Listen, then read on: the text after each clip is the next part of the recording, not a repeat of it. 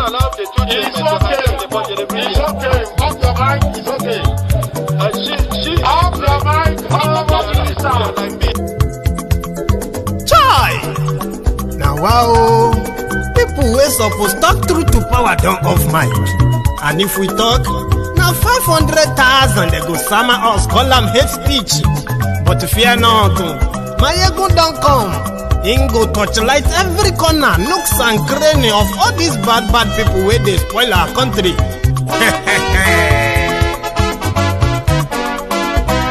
So my people make we loud, my ego don't come, my people make we shout, my ego don't come, my ego don't come, man of the masses, my ego don't come, my ego diary politico, my ego don't come, this one not the off in mind, my ego don't come, and in the touchlight every corner. Okay, some people be they holla say they want the power. Chai, them be promise us say we go get light and power. Them hustle sote they can't get the power. But now they know they do anything with the power. Every day dollar just they get the higher power over naira. See them talk say make we off mind, but thank God say my ego don't come. So my people make you ladder, my ego don't come, my people make we shout, my ego don't come, my ego don't come, man of the masses, my ego don't come, my ego diary politico, my ego don't come, this one not day off in mind, my ego don't come, person where they do evil, no one make person talk. Them say that my yegun, that man too they talk. He too they talk. Say my yegun diary, he they hot like pepper. But every day then they take money in bulk. Woman picking, they the street they hawk.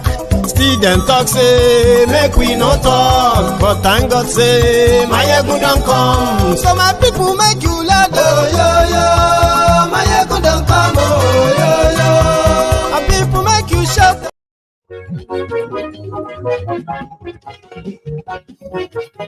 Hello there.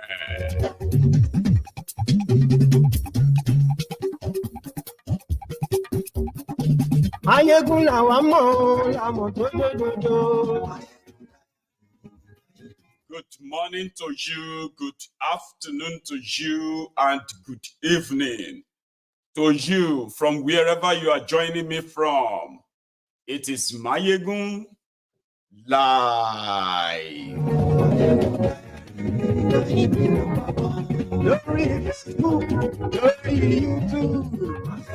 Thank you so much for joining me. But just so you don't get yourself worked up, worked up in this, some of you have been sending me messages that Mayegun, your Facebook has been hacked. No, it's not hacked. It's actually one of the background, what do you call them again? Administrators. Okay, I was given a chance to promote his YouTube channel. I told him it's going to be very strange to a lot of you. And I've been receiving messages in the last hour now. They've hacked your Facebook. No, they haven't. So don't worry.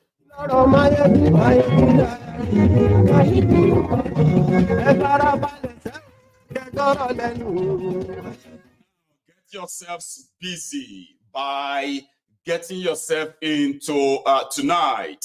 Read the broadcast, the caption of the broadcast, the description of the broadcasts. Hear it. Invite your friends, invite your not so friendly friends. Just tell them that Mayegun today, you get them? The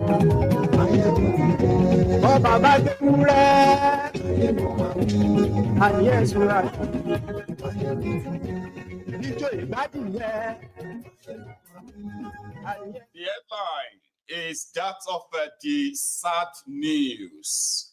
It's actually a mixed news, but somehow it is a sad news that the government of Sanwoiku in Lagos have decided to deport. Those they said were living under the bridges, the Yorubas among them, hundreds of them, have been deported to Osun State, never to return again.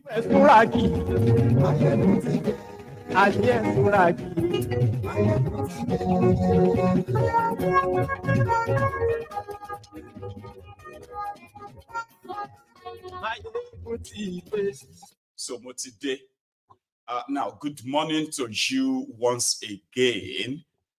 Good afternoon to you. And good evening to you from wherever you are joining us from. Of course, it is Mayegun live. For those who are watching live, anyway, because majority are possibly just going to see this after. But yeah, top of the moment to you. Now, the news, which is the rider for this broadcaster tonight, is the report that Sanwoiku of Lagos, they have secretly sponsored a supposed government kind of program to round up the homeless people, homeless Nigerians, let's start with that, in Lagos and return them back to their states. Internal deportation. It's not new, it's not the first time, but this is the first time that a state in Yorubaland would actually deport Yorubas within Yorubaland rather than rehabilitate them as they want us to possibly believe that you call them the city boys, Abi? Yeah, Tifnumbu and his army of ajeles, thieves from Lagos, career swindlers, con men and women that have now taken over the reign of power in Nigeria, using tribalism, religious fanaticism, and so many other divisive rhetoric to get themselves to power. There are those who believe that when the Tifnumbu and Co., when they started the rhetoric of some people are coming to take over Lagos, then they turned it into, we needed to save Lagos so that we can save Yorubaland. There was this kind of questions that I won't stop asking, I've been asking. And that is, and it's actually like a counter, sort of a counter to the nonsense that these guys have been spewing. I said, listen, could you please point to me just any one single benefit that you are benefiting as a Yoruba man or woman, Yoruba businessman or woman, Yoruba family in Yorubaland, inside Nigeria, that you believe is worthy of defending because some other people are coming to take it. Can you tell me one thing?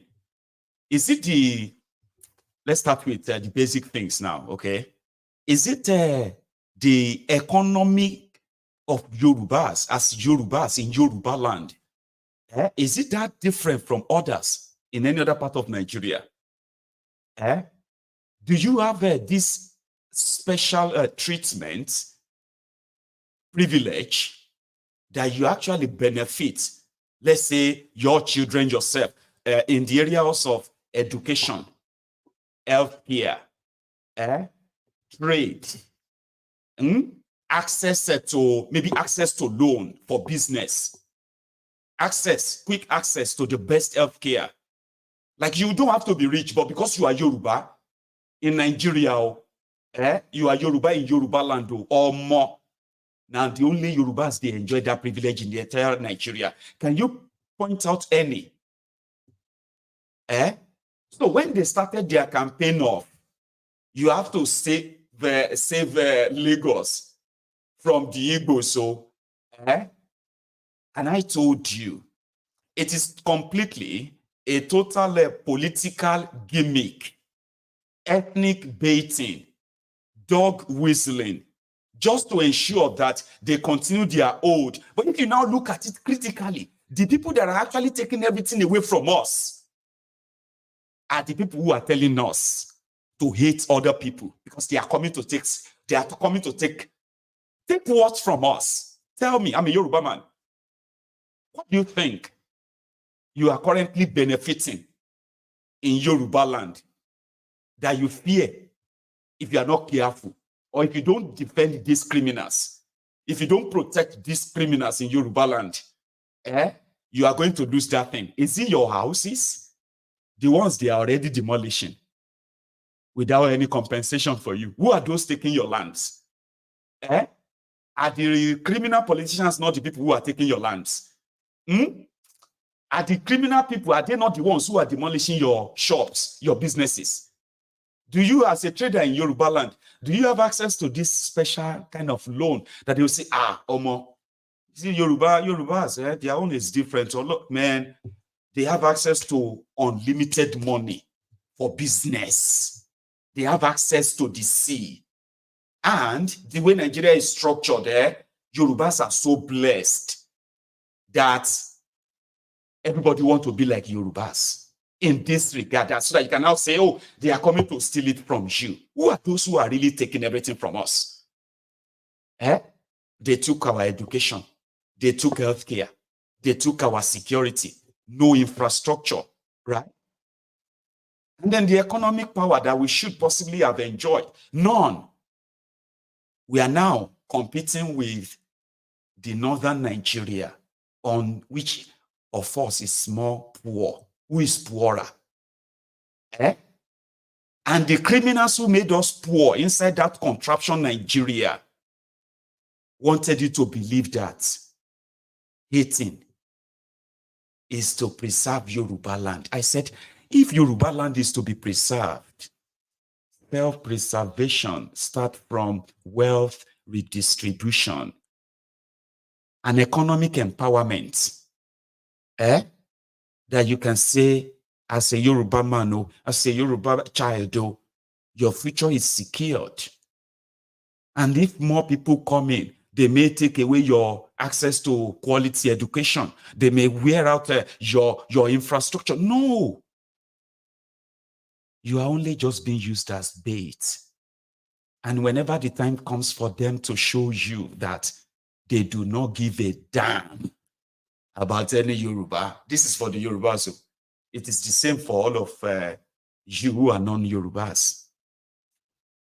When you look at the people behind the entire, sort of economic incapacitation of the Eastern Nigeria, you will see the Eastern politicians, Eastern elites, and the rest of them there. And that is why an Igbo man will tell you, what exactly would you say as an Igbo man? You are benefiting from Nigeria, that you would rather remain as part of Nigeria than being being independent, your own independent country. What exactly? If you would remove your selfishness and greed, tell us exactly what you think you are directly benefiting as an Igbo man. Majority won't tell you because they don't have anything they are. Same thing with the Northerners too. When you look at a Fulani that makes himself believe that he's a born to rule idiot, you are not born to rule. You are born as a serf, a slave. And within you, there are those that are going to be appointed so that they can represent you, speak for you. They can't speak directly with you. And that is why 1, 2, 3, 4, 5 of you could be made a multimillionaire without producing anything. So that the rest of you can probably look forward to that one and say, if he can be blessed from nothing to something, maybe one day I will be blessed too. Therefore, I have to obey. There's absolutely nothing you can say you've benefited as a Northerner from Nigeria. For you to now say, oh, if Nigeria no longer exists, that thing, they will take it away from you. The only thing that will be taken away from everybody is the freebie that your criminal politicians they are living off. So if a Yoruba governor in Yorubaland, the richest state in the entire Nigeria, who, of course, like we know their incompetence and then the mismanagement of Lagos, of course. But if those who told you that Yoruba Ronu and turned some of you miscreants from Ekiti, ignorant, gullible morons from Osun, from Ibadan, Abioyo, from Ogun, and from all those mostly dredge areas. I'm talking about areas that these criminals have totally mismanaged and destroyed. Have you been to outside Lagos, like when you are in Yorubaland, right? Be honest with yourself, so because and you can be living in your denial. Abi, so you will never think that the richest state in Nigeria has no place for the Yorubas, and they could be secretly deported and warned never to return back to that Lagos.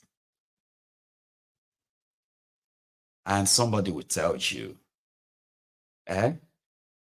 not sort of believing or agreeing with these criminals and their style of politics,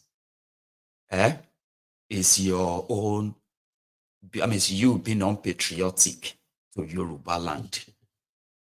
But they are already turning majority of them now to Omoeru.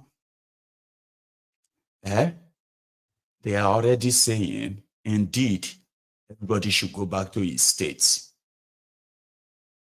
And every now and then, the same Lagos state that is being, looted and mismanaged by those who are not originally from Lagos. And they are now those who can determine who is Lagosian or who is the Yoruba that should be where. Everybody who knows them very well, they know. Okay? If you look around that, who are the victims of their extortion? Who are the victims of their corruption? When you look around, since 1999, Yorubas been in charge of Yorubaland. So when politicians come around to try and stir up ethnic and tribal sentiment just to possibly win election or rig elections, a lot of you should always remember that you are their victims. We are their victims.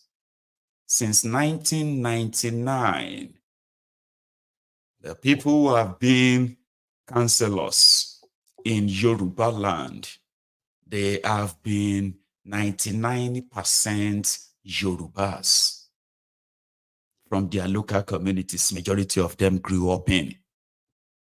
Those who have been the local government chairmen and chairpersons, chairwomen, since 1999, throughout Yorubaland, 99% of them have been Yorubas, and they are still Yorubas.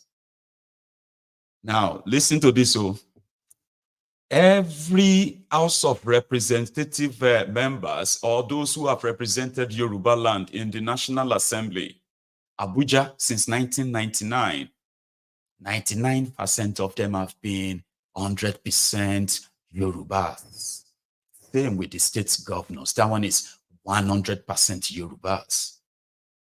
State House of Assembly, 100% Yorubas. And for 25 years, you need to visit some of these places. And then you ask yourself, apart from the fact that they have sort of enjoyed, so agreeing to horrible deals for the Yorubas, but they have been cutting what they believe is lucrative deals for themselves, and that is why majority of them who have been in charge of Yoruba states, Southwest Nigeria, for the past 24 years, as governor or this or that, they are richer than all of their states. So then, When election is coming, elections is where they will now whip the sentiments. You must defend these criminals, or else some non-Yorubas are coming to take over everything from you.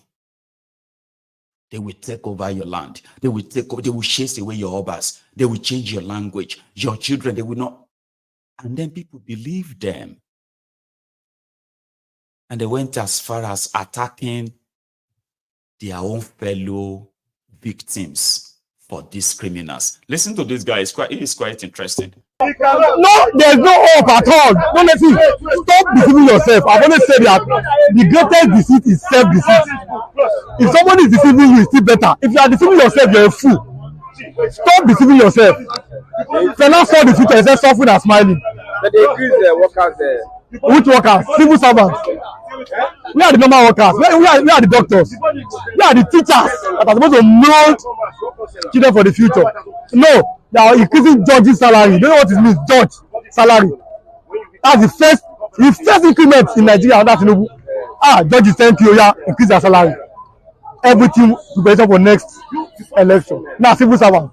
We are the common workers. We are the salaries. See today, look at the price of fuel. Till now, listen to people that are supporting the man. You don't understand? They are supporting the man till tomorrow. I've never seen it kind of. If it is Juju, Jesus, help us. Somebody will see, you are very white, and somebody will say, no, it is black. I don't understand. I've never seen that. See, there's no hope for any worker. It's because how much is the salary, how much is the price of goods and commodities? Your salary cannot buy a bag of rice in your country. I say there's hope, there is hope.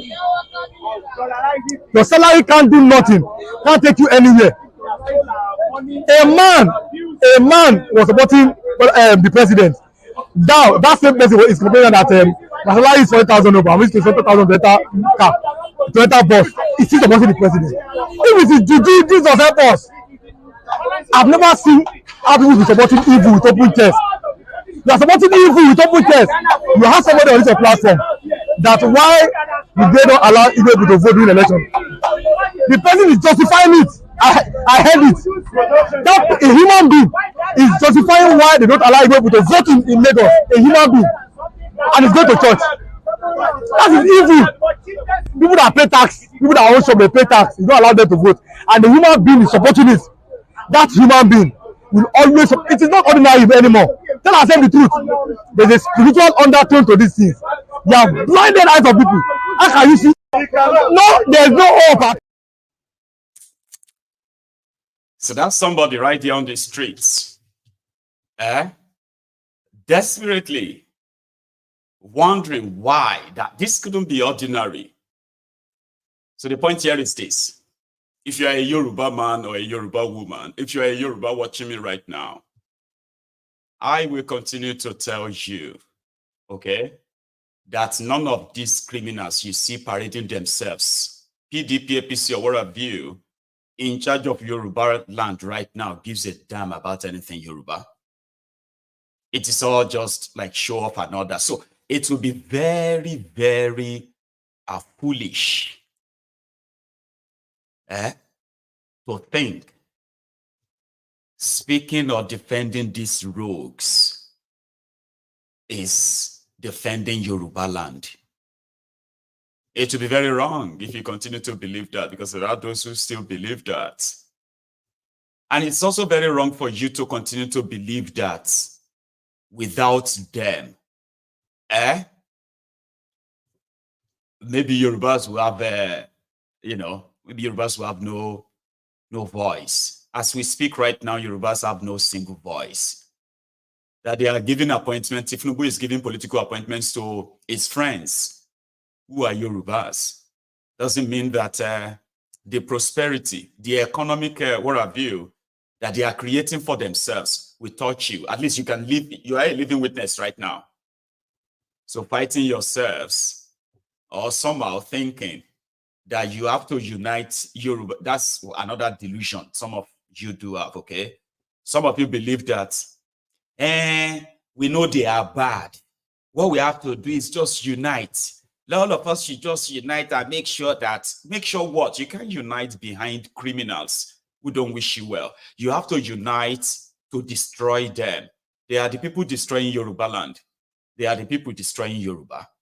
And they are the people dividing Yoruba. Okay? And it will be so, again, like so foolish for, in this age and time, for somebody like you to feel offended that somebody says something about these rogues. You are just like bargaining chip. They will tell you too, they are politicians, we are one Yoruba. We are all, don't let anybody divide us, but there are those who are really dividing us. They have the chance of making that place great. They have what is called a dawn. There's this dawn master plan for Yorubaland. Tiknumbu and his gang have nothing to do with development other than just to grab wherever they can grab from you and own it. There were plans to connect the entire Yorubaland economically, using the wealth that Lagos is blessed with to improve the wealth of the rest of Yorubaland. Let me tell you this. This is an existing book, existing plan that has been in existence for over 30 years.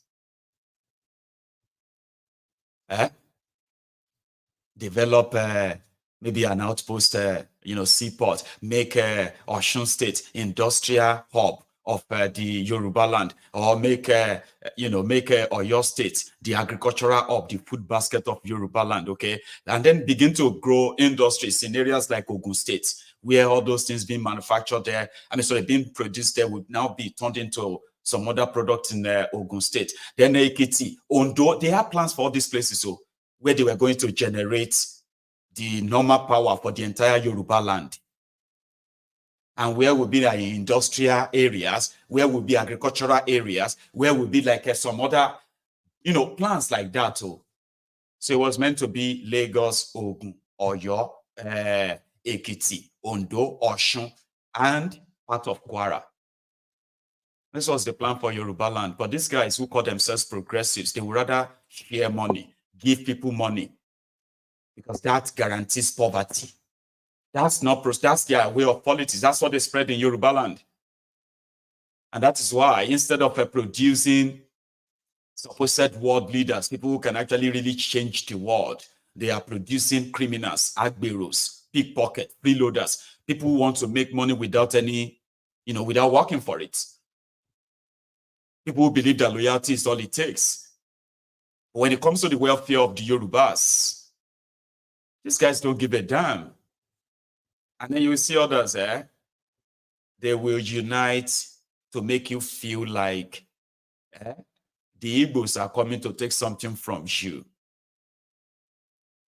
when you actually have nothing for them to take from you. Let's be honest. What do you think majority of us have left that you think?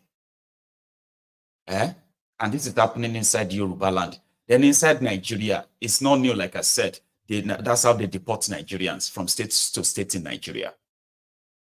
When the crisis of the Alimajiri was at the highest in 2016, 2017 under Bokuwari, as they were deporting people, Alimajiri from Sokoto to Kano, they are deporting from Kano to Bauchi. Bauchi is deporting those ones from Bauchi to Katsina. Those ones from Katsina are deporting their own Alimajiri, deporting them to Maiduguri.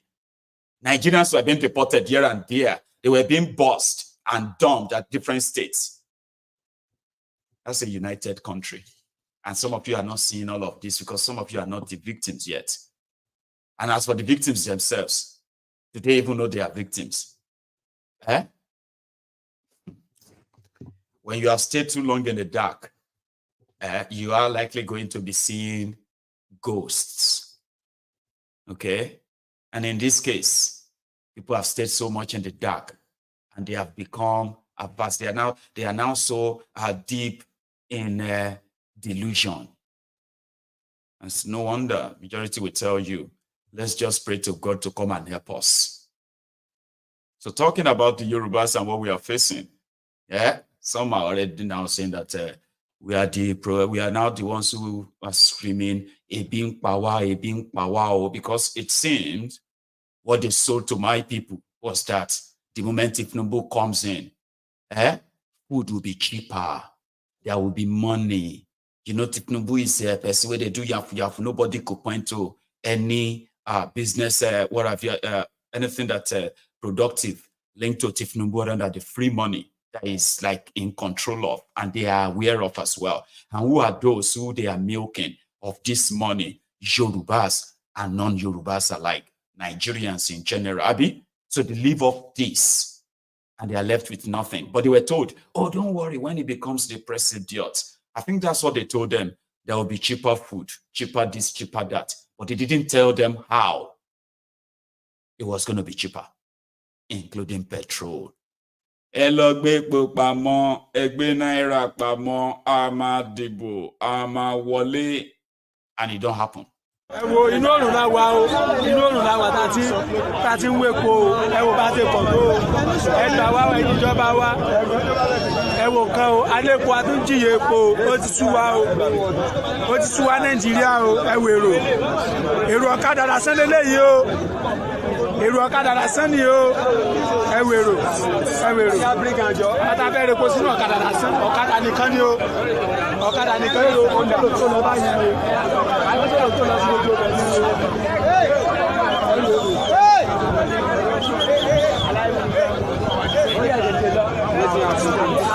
Ẹ wo èrò lórí pàwọn epo bó bá ṣe Ajíbọ́dé la wà. ẹgbọ́n wọn ni ìgbẹ́ nìyẹn náà ni ẹlẹ́kùn tẹ̀ ní àwọn ẹgbọ́n ẹni bẹ́ẹ̀ máa rí ìrìnàmẹ́. Inú òrùn lẹ máa wà, ẹ má wọrí. A máa dìbò, a máa wọlé, mami, alpha. Ẹgbà wá o, tó máa yá wá sọ pé jàgàbá ni.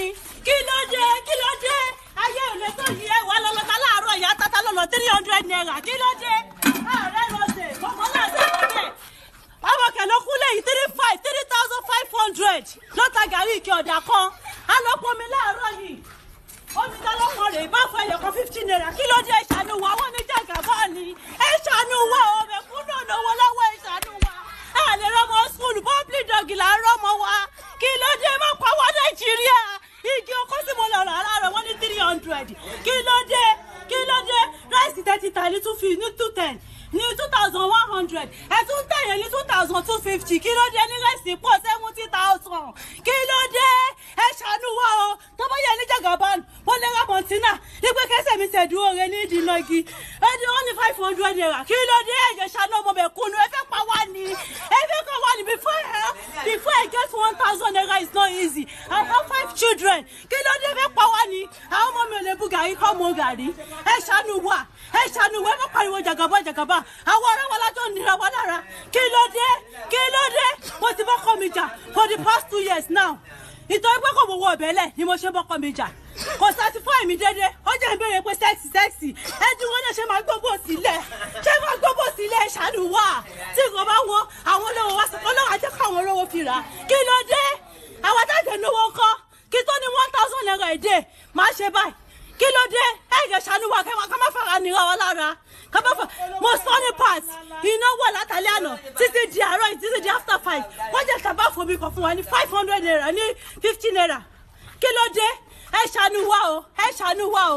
A níbi tá a máa. Ẹ gbà wá o. Fellow Nigerians, this is just the beginning. The cost of fuel has gone up. Food and other prices have followed it. Households and businesses struggling. Things seem anxious and uncertain. I understand the hardship you face. I wish there were other ways, but there's not. Chai! I die everybody day. So if you are still somewhere thinking that Tinubu, Sanwoiku, dubious Dapo, Ajobi Ewe, Ajogba Trophy, Osun, Soloma Kinde, and what is the other one again? The other two. If you think they have your concern or your care or your love at heart,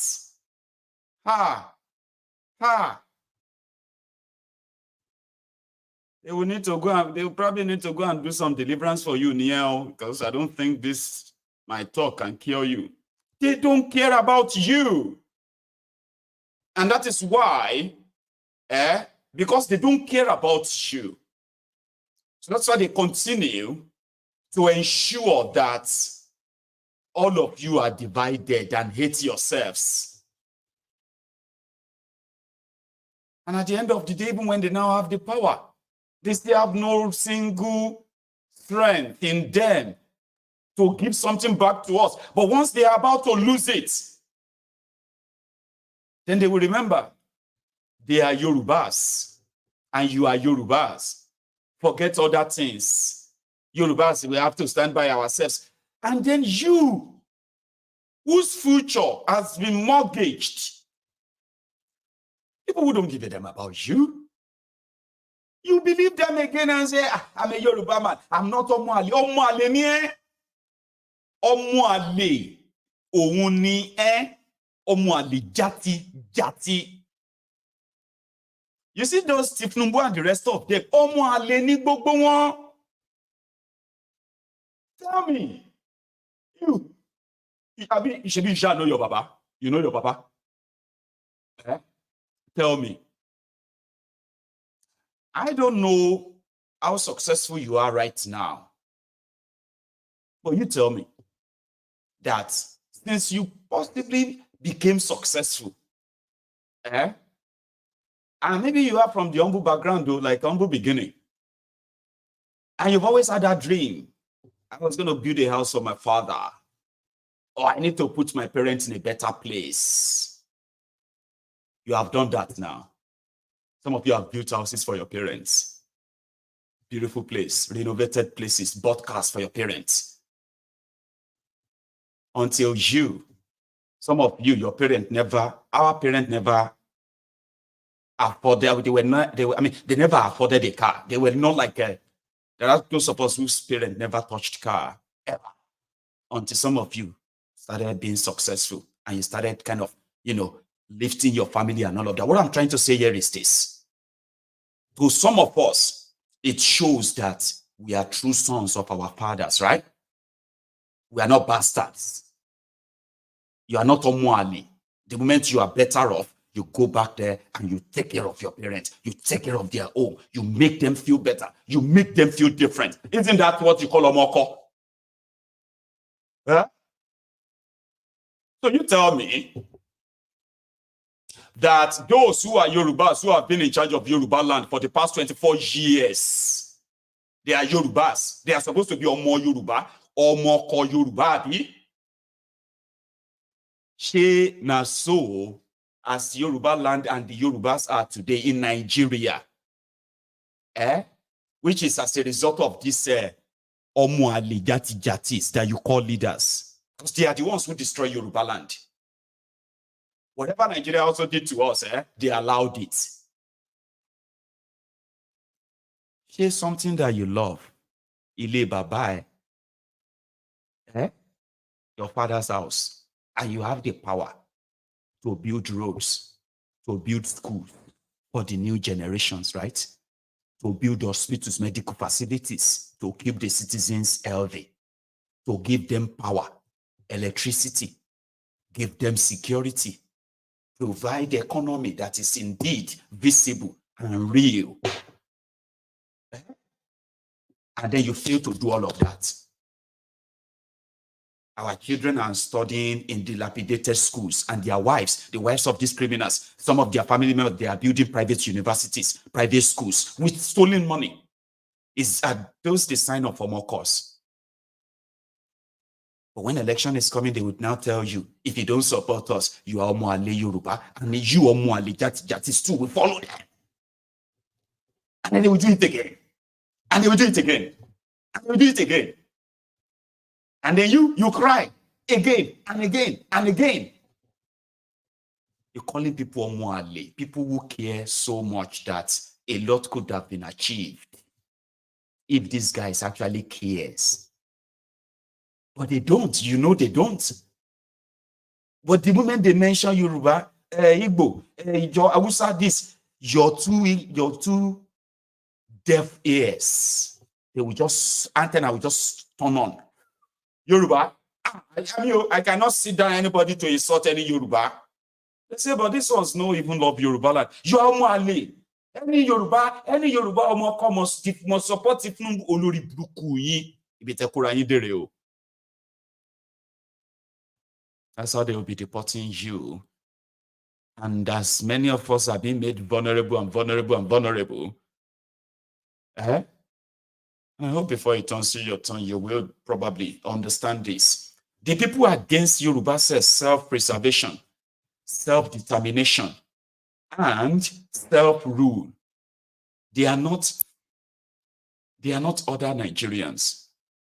The people behind it are these criminals who want to keep us under that slavery, continue to sell you the political idea of ethnicity, tribalism, religious fanaticism, because they can keep that, and at the same time denying you access to economic power. Economic power that can afford you and allow you to be able to pay your bills. Real jobs that the world actually needs, real skills with real jobs that can actually make you that will empower you, and you will empower your family, and you will never depend on these criminals. They will never let you have that. During elections, they'll be sharing Okada, Korokwe. They'll be sharing pepper grinding machines. They'll be sharing buckets. And they call them empowerment. And immediately after the election, okay, you are on your own. Their policies, their economic actions, and all of that, they are all to put you in poverty.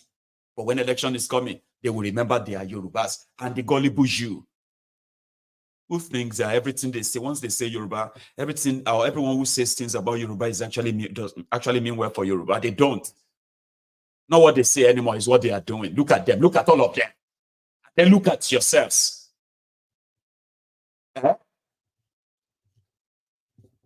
So those who are against the self-rule of Yoruba people are also these Omuale Yorubas parading themselves. And it's because they have that power. And we will take that from them. Look at me very well. For now, that's what it is. They are favored in a skilled, rigged system like Nigeria. And that is why you have them everywhere. Every tribe, every ethnic nationality in Nigeria. We all have all these losers parading themselves as leaders. But we will get rid of them. We will take that power away from them. For now, they can laugh at us. You can laugh at us. You can laugh at us. Okay? Because for now, we don't look like a big threat enough that can get rid of these monsters. They look like monsters. But they will be dealt with. It's just going to be a matter of time. They will become people you know today, and they will become men of yesterday. And they will be held responsible for everything they are doing right now. It's about power, Abi. And it's about people realizing what they have as their power. When they do, we can overwhelm the rigged system, get rid of these criminals, and push for a better deal for the Yorubas, including the agitational advocacy for self-determination. These are the stumbling blocks. And why? It is simply because they could help Nigeria concept of keeping us in bondage. Once they don't have that power to do that to us anymore, all their friends from across the Niger or across the north, they will figure it out that the game is over. We will do that. But for now, you can laugh. You can yimu, but you won't be laughing for too long. Because they are digging their own graves. Like they are digging their own political graves too. The Yorubas will realize who they are. All of you will know who they are. And you will no longer be able to be lied to anymore. They will never be able to use you against yourselves anymore. They will never be able to use you against others anymore as well. Everything they have used to gain this power that they have abused, rubbished, and destroyed our land. Awolowo will probably be turning in his own grave like, God damn it, man. But here we are. So I just have to say that. And again, this might be new to you that they have deported Yorubas from Yorubaland with no help or support or anything. And with the last warning of don't ever come back here. And Lagos is meant to be Yorubaland. The one they told you the Igbos were coming to take. And you help justify that historic, damaging, tribal, and tribal and ethnic profiling of the Igbos, only for them to now come and do this to you. They deserve it. Their own is too much. They want to take over Lagos. All of that, all the evil you supported, only for you to come and suffer this sufferness, Abi. Only for you to come and be treated like this. I want to hear that guy again. No, there's no hope at all. No, let's see. Stop deceiving yourself. I've always said that the greatest deceit is self-deceit. If somebody is deceiving you, it's still better. If you are deceiving yourself, you're a fool. Stop deceiving yourself. Fela saw the future, he said suffering and smiling. But they increase the workers there. Which workers? Civil servants. We are the normal workers. We are the doctors. We are the teachers that are supposed to mold children for the future. No, they are increasing judges' salary. You don't know what it means, judge salary. That's the first increment in Nigeria. That's Tinubu. Judges thank you, increase their salary. Everything preparation for next election. Now, civil servants. We are the common workers. We are the salary. See today, look at the price of fuel. Till now, listen to people that are supporting the man. You don't understand? They are supporting the man till tomorrow. I've never seen it kind of. If it is Juju, Jesus, help us. Jesus, help us. Maybe Jesus can listen to these guys too, who have been chased away from their farms, but they do have governor, and Yorubaland have governors too, who don't give a damn about them. Finish here. Kò sọ̀njẹ mọ́ àwa tó wà lóko kọ ìyá ló ń jẹ wá báyìí so àwa náà gan ti ń ra gàrí bá a bá kó ìwúrà sílẹ̀ á kó bó o kóṣù sílẹ̀ á kó gbogbo nǹkan ní oko kò sí nǹkan tí agbádùn ẹ̀ mọ́. Gẹ́gẹ́ bí nǹkan tí iṣẹ́ tẹ́ rán mi mo dúpẹ́ lọ́wọ́ àwọn tí tó wà lẹ́yìn mi báyìí kò sí nǹkan tí mo lè ṣe tí mo sọ fún ẹ pé ìgbà tẹ́ fi bẹ̀rẹ̀ lẹ́ẹ̀kan òjò rọ̀ òjò yẹn àbápọ̀ ju eléyìí lọ òjò yẹn ló kọ̀ sí ẹ̀ gẹ́gẹ́ bí wọ́n ṣe sọ àwa gan báyìí òjò tó rọ̀ lé ní ló ṣẹ̀ṣẹ̀ rọ̀ gan báyìí kò dẹ̀ tóbi tó bẹ́ẹ̀ a dẹ̀ ní kankan àti ìgbì kankan ìwọ̀nba kan tí a ní sóko gbogbo ẹ̀ ni wọ́n ti kó lọ ni wọ́n ti gín lọ màlúrú wọn gan báyìí wọ́n wà nínú oko bá a ṣe sọ̀rọ̀ báyìí wọ́n wà nínú oko wa àwọn kan báyìí mo wá pé tó jẹ́ ṣáàmà ni wọ́n ní Àkúrẹ́ níjọ́sí wípé kó wá wo oko wa ó ti sọ pé òun bọ̀ ló sọ títí dè ní ó wá chairman ní ọ̀gá wọn gangan tó jẹ́ ọ̀gá wọn níbí ní ìmẹ̀rì níbí ó wá sí ilé mi gangan lẹ́yìn ìgbà tó wá sí ilé mi tí mo sọ pé mo fẹ́ fi oko àwọn ìgbìrà lọ hàn bí wọ́n ṣe bà oko ìgbìrà jẹ́ àtìgbà yẹn mi tiẹ̀ rí mọ́ kó tó wá di ìjẹrin tí mo wá lọ sóko tí mo tó wá bá wọn lóko ẹni tẹ́ pè tẹ́ bá sọ̀rọ̀ yìí òun ni mo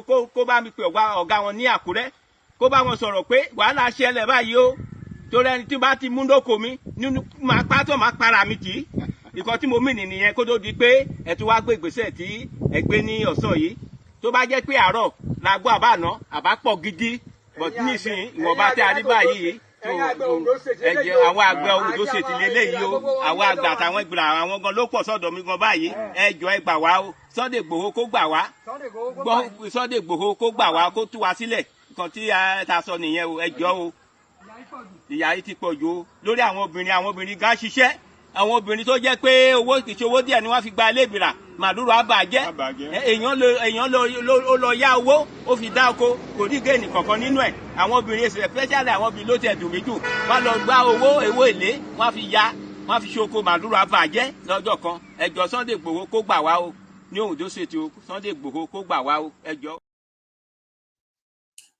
Those are farmers, Ondo farmers. Who have been suffering from the endless invasion of their farms by the Fulani and their cows. And according to him, if it wasn't for the rain, there would be more than that in that video. Okay, said that you know, whatever they planted is destroyed, and whatever is left on their farms is stolen by these Fulani herdsmen, and also the Igbiras that were hired to Ibiras indeed, but they call them Igbira, but Ibira, I think, right? And I think Ibiras are from Benue, right? Agatu, Ibira, no, I don't know. Anyway, so these were like a farm hands, all right? So according to that man, he said women who went on to borrow money for farming, they are unable to make anything from that, you know, from that farming before the whole thing got destroyed. And people are really, really going through a lot. So he called out on Oloye Sunday Igboho. He didn't call their governor. He didn't call the government because they probably have called and nobody heard or listened or nobody cared. So he was calling on Sunday Igboho to come and save them. Please, so save us here in Akure, Ondo. We are going through a lot. And they are Yorubas. So there is no special privilege for Yorubas, even when it's supposed to say Genene, that nobody even know if it's a Nigerian or even if it's a Yoruba. Tifnumbu is your president. So he has no connection with the Yorubas. The only connection he has with us is the only thing he sees in the Yorubas is the opportunity to resell us into slavery. And so many of his friends and co-travelers, they are in the game as long as they will get their share. So we are like the slaves they are selling off right now. Okay? And we can die for all they care. Who cares? So there is no special privilege being a Yoruba man. Or having a Yoruba man as your president. In fact, if there is anything that does to you, it sets you up. Because people will say, should be your president now, Yoruba. What thing they do for you now? Absolutely nothing. Also, let's go to Canada. Peter Obi was with the Obedient. He is currently on what is called the Thank You Tour. Okay, I think it's also coming to the UK, possibly this weekend or maybe next week. So, and he was answering questions. He had a town hall meeting. Meeting. As I mentioned, town hall. Now I want to go and see. A town hall is different from Bulaba, Bala Blue. Let's listen to that before we go to that Canada. If we lend ourselves to innovation, we can create wonders. Yeah, it's a successful, again, a town hall, different from Bala Blue, Bulaba. Sorry, guys. I don't know. That just came to my head when I said town hall. So Peter Obi is in Brompton, Toronto. The African Wahala. How do you pronounce that again? Because all of us just say Toronto. I've heard people say no. It's pronounced Toronto. Anyway, Toronto. So I was there to meet with Nigerians who are obedient in Canada, where he took questions from his hosts. And I kind of have a few of them for you tonight, as important as I think they are. So yeah, he was asked, of course, he was asked primarily about to respond to this ethnic politics, tribal politics, and stuff like that. So let me take it one by one because of our time, right? Let's start with this. So Peter Obi, when he was asked to react to the politics of ethnicism, tribalism, and religious division and all that, and he categorically said they don't really exist. It's not like a real thing. It's just a creation of the elite to keep Nigerians down. And it seems to be working for them. So it's now up to all of you who buys into such rhetorics and all that to stop. But in his words, let's go in there and check. Obi. Well, let me start. First question talked about the ethnicity and religion. Quite frankly, we don't have that issue. Ethnicity and religion is a clear marginalization of the elite, greedy group. Sorry, guys. Just before we misunderstand ourselves, okay? See, as Obi is there, right? On this platform, there are obedience here. And they are sacred. You know what I mean? You see that man on your screen? Means a lot to them. Now you can criticize him, say things to him, okay? Like, no, I don't agree with no stuff like that. But I beg of you. You see all those slow vile that some of you who actually have your personal hatred towards the Igbos, and you don't want anybody to see you as having that kind of hatred, and you can pass it through Obi. Sure you get, by saying horrible things that are not real or true, but making yourself feel good there. I'm going to advise you to keep them to yourself. And as for everybody who is holding this span, like I said, he's a politician, so criticize him, say whatever you want to say there, right? But when I sense that slaw or that usual passive, you know what I mean? Passive, is it called passive aggression or something? It will be your last on this platform. I promise you that. He is not responsible for the ruined and destroyed Nigeria that you are battling with. So if you have any anger problem or any hatred, whatever inside you, I advise you to keep it inside you.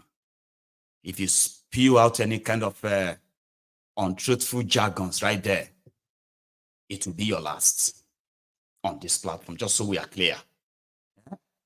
So if you have people that you have to take responsible for what is going on in your contraption, I advise you to show that anger towards the people who have the chance of stopping it. If you want to come and transfer your hatred for Igbos and all of that through Obi, making it look like, but I'm just talking about Obi, it will be your last, just so we are clear again. I hope I remember, I just want to remind us, So, guys with the spanner, including myself, please read the comments. Well, let me start. First question talked about the ethnicity and religion. Quite frankly, we don't have that issue. Ethnicity and religion is a clear marginalization of the elite, greedy group, the establishment, to keep us where we are. It is something that was born out of incompetence. When you're not doing well or when you want to do a state capture, you bring it in. Because I don't know any ethnic in Nigeria that is not suffering. Tell me which part of Nigeria is secure today. Tell me if there's any ethnic group that buys bread cheaper. Tell me if there's any religion that buys bread cheaper. If the Muslims start today to sell bread cheaper, I can tell you the Christians will go to the mosque and buy the bread. Vice versa. So it is what we use to continue keeping Nigeria where it is. Because we have refused to use the proper process based on competence, capacity, compassion to select our leaders. So they hire all sorts of tools to tell you, I'm from here, I'm from there, I'm from there. Is there any road that is tarred in Nigeria that is good, that only one ethnic group passes? No. Is there really any part of Nigeria that is working than any ethnic group? No. Is there education and everything? The North has been in charge for several years. That's where we have highest out of school children. You can enrich one or two people, which will not work because you're trying to just build a system where people make money without entrepreneurship. So there's no production, it will collapse over time. For me, they know we need to dismantle it. I have support all over. And they know that once that starts, so for us, once you remove, that's why I keep saying, we must dismantle this criminality. Yes. If you know any tribe, people, you can tell you, oh, we're this is happening, we're that, this is happening. But at the end of the day, that's it. I was just telling someone today, I said, listen, Abuja is in the north. You can't drive from Abuja to Kene. You can't drive from Kene to Auchi. You can't drive from Auchi to Benin. That is not in my area. But there's no road. Somebody said here it was someone told me today it's from Boma. And I said, hey, get a minute, there's no, so you can go on and on and on. Nobody can go from Enugu to Makurdi or Makurdi to Abuja. You can't go from Kanu to Medugri. So they're everywhere. You know, I try as much as possible. I drove from Kaduna to Abuja, from Kanu to Kaduna to Abuja just a week ago.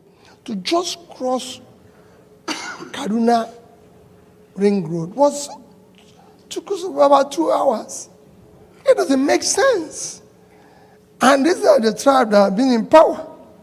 So forget about tribe, forget about religion. It is purely a tool employed by the establishment, the criminal gang that has set Nigeria for one place. It doesn't work. That I can tell you. And they know that we would have dismantled it. Again, thank you for keeping that your, what do you call that again? I think your xenophobic, your Igbophobic opinion to yourself. And let us continue to be very refined. The way, like I said, see, me, I can say straight here and say, oh, he's wasting his time, he's never going to be president. I could say that, but it's of no use. Because he is actually standing up for something. And as a symbol of other millions of those who are they are Nigerians, no doubt, but who are like disgruntled Nigerians who believes that they probably have what it takes to continue to shake the establishment to the ground. And anybody where they shake the establishment is in my own view. In this temple is my friend. So I have told you this many times. If this is your first time of watching us, this is not a platform to to whitewash Obi or anything. No. It is a platform whereby we will not help Numbu, the Nigeria establishments. We will not help them to destroy those who have the enough courage and proven to stand up to these rogues. If you are standing up for something, keep standing too. So let's keep it civil, okay? And I know I can't control what you say, but I can stop what you are saying, what you are typing. I have that control. I don't want to stop what you are saying. So express yourselves and all of that. But when I sense your typical Igbophobic in it, because I know how some of you hide it, and I do know some self-hating Igbos too. Here, you know, there are Igbos who actually hate themselves, but they don't know. And that is why When an opportunity presents itself for them to batch themselves, they don't waste the time. You get what I mean? Like you can have all the horrible people, like we have them everywhere. But you know that of the Igbophobia in Nigeria is extra. A lot of people that are today will tell you meaningless things and express their hate and all that for the Igbos through Obi. They used to sort of love him, you know. Obi is loved when he wasn't trying to be president. And the moment he started, I mean, he said he wanted to be president, his entire people, they escalated the state-sponsored profiling of the Igbos. So don't pretend, don't come here and come and pretend to me as if to say, I don't know what, I mean, you don't know what I'm talking about. So don't hide behind your Igbophobia, because we saw how that quickly escalated because an Igbo man saying won't be president. Whether he go be president or he not go be president, whatever it is, right? We saw how it triggered the entire system, the entire establishment. You are a witness, I'm a witness. So don't come here and pretend that you don't know what I'm saying. So if I advise you to keep that your horrible things you have to say about Obi to yourself, I know what I'm talking about. And the reason is this. You see, the obedient are not Igbos. Those are the Nigerians who still believe that they could do something in Nigeria. And you know, one good thing about believing in something is this. Once you become so passionate about it, once you become so like, and you get to a stage that you're about to die for it. So around that time, those who cheated, who cheat you, and they have a problem on their hands. So I want to see that happen. So I'm not going to let you help them to destroy them. As it is in Nigeria, everybody hates our oppressors. But the moment we see anyone who stands up to them, then we begin to put them on our judgment pedestal. Why is he not this? Why is he not that? I don't like this one. I don't like the way it's this. I don't, Suddenly we are no longer, angry the same way against the criminals who put us in this situation. So that's why I said, keep it civil. Okay? And if you can't keep it civil, then keep it to yourself. And if you can't keep it to yourself, I will help you mute it. Let's go forward again. Why are you wasting your time? You did not start early, this or that.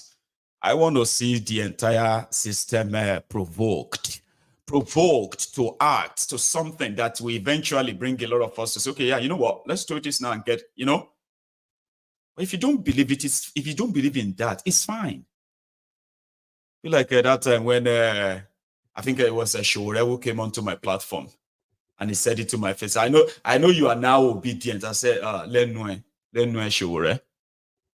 So I am now obedient because I talk about these guys, but I wasn't AAC. When we were all out there raising money for you and doing all of that in 2019, I wasn't AAC. I wasn't a Shiite. Or maybe I was Shiite too, when I was using all my energy and my time to raise awareness on their persecution, their killings, and all that by Boko Haram. Maybe I was Shiite. Or maybe I was actually a Middle Belton. When the killings in the Benue, Plateau, and the rest of them were actually the reigning topic on this platform, where I kept raising the awareness and kept raising the awareness. Maybe I was. Or maybe I was IPOB. When Nigeria started the state-sponsored killings of Igbos by Boko Haram until it got so to his head that it got suspended on Twitter. Maybe I was IPOB too. So if all of you want to think that way, then we have a long way to go. If you will quickly feel like if somebody is not doing what you are doing, if they are not 100% just with you, just you, and what you believe in, everyone else's belief is nonsense because yours is better, then you are not thinking. You are not. We are in a soup. We are in a serious problems that the only reason why our oppressors and all these criminals are still existing and strong is because you have more strength to destroy yourselves than you have to unite and destroy them. Let's go back to that dear Canada. They said he started late, he should. Probably what is he doing about the grassroots, to be precise? So, and what is he going to do different if they rig him again? Something like that. So he had this to say. Can't be with your children, anarchy, and think you'll be safe. And finally we said, will you keep contesting? Well, I can tell you, I'm not desperate to be president of Nigeria. I'm desperate to see Nigeria work. Because they can work. So the issue of grassroots. You started with the grassroots late. Well, maybe yes and no. Because if it was voting, people voted for us. But the system refused it. And I'm also beginning to reach out to the grassroots, like you said. I'm sure you must have seen me in the north and everything. But I'm not visiting the grassroots because of vote. I'm visiting them, or the next election, I'm visiting them because I want to learn. When you say we have 20 million out-of-school children, you're actually talking about 20 million productive people that can change the world. Countries like Gambia, just 10 million people. Netherlands is 17-point-something million people. I can go on and tell you countries that are not even up to 20 million. There's so many of them that are not even up to 20 million. So it becomes imperative for us to look at what is happening to them. And I went to study and learn about the Almajiri system. And I found people of incredible talent. I spent time in Almajiri school watching young people learn Quran, sat with them and watched them. And I saw doctors, lawyers, engineers, everything. Because the same talent they're using to learn the Quran and analyze it, it's all they need. What they needed was what we call Sharia system of education. So for me, since they can't go to school, if I have the opportunity, I'll take school to them. Where they're learning the Quran, I'm going to put English teacher, mathematics teacher, science teacher, everything there. And I can tell you before they finish learning the Quran, they also have learned something. We're not the greatest Muslim country in the world. Indonesia is there. The difference is that Indonesia have over 90% secondary school enrollment. We have 28%. The difference is that they belong to the high portion of human development index. We are low. So what is lacking is available to us. And that is the grassroots. And I'm reaching out to the grassroots. I want to change them. I want to help them to be better people because they can help us to change the world. Not because they want to vote for me. Like I said, for me is to get Nigeria to work. And they're not just going to be engineers and everything. We need productivity. Productivity today. I believe that today Nigeria can change from the north. We can make more oil work for us, but I can tell you, the north will generate more money, more resources for us than oil. So I'm reaching out to them as much as I can, you know, and of course, we'll discuss the First Lady next time. All I can tell is that she's okay. She's okay. There's nothing. We're living together. We live for 30 years together, and I think we'll live together for the rest of our life. But issue of, for now, we want to save Nigeria. Thank you. Somebody said, Labour Party agents were not in all the booths. I agree with you, because we started, you know how we started and everything. There's so many lessons we learned. Somebody asked about lessons. we're going to correct in the future. I won't stay here to tell you those lessons. Whether we are going to collaborate with people, if the need be, yes, of course. People, collaboration, I'm collaborating with you people. You are actually the biggest collaboration we need to be able to dismantle what I'm talking about. We're going to work with everybody who thinks the same way we think, who wants to do the same thing we're doing. Our collaboration will not be based on transaction. It will be based on transformation. People have to be thinking the same way we're thinking. Otherwise, you're going to have a problem. If you go and collaborate with people who don't think the same way, or those that can easily change, because there's some people who can change and believe in what you're saying, you can collaborate with them. But if you collaborate with those who don't believe in what you're saying, you're going to have a problem along the line. I always say to people that I want to drive this bus, I want us to be in the same place with people who are going to the same destination with us. Because if you go and carry people who have passed their destination, you have a problem. And that's not what we want to do. We want to do the right things. And again, just so we are clear, all right? Me personally, as a personal, Mayegun, I do not believe, okay, that Peter Obi will be able to do some of the things he says he would do. Not because he doesn't want to or he won't want to, but knowing what Nigeria is. Here you get. But here is something I kind of see and why I encourage you never to join others who are going to sort of manage to convince you to keep hating on him. It is meaningless. It is useless. What I do on this platform all the time is not to tell you anything new. Most of what I talk about on this platform every now and then, they are mostly things you already know or read about, but never really shown much interest or what have you in, until I make you show interest by making you go deeper. Sorry, by going deeper with you. Why am I doing that? I can't sit down here and be telling you about Nigeria problem. That would be boring. You all know about that. I can't just sit down there and just be telling you about politicians are bad and the rest of that. You all know all that.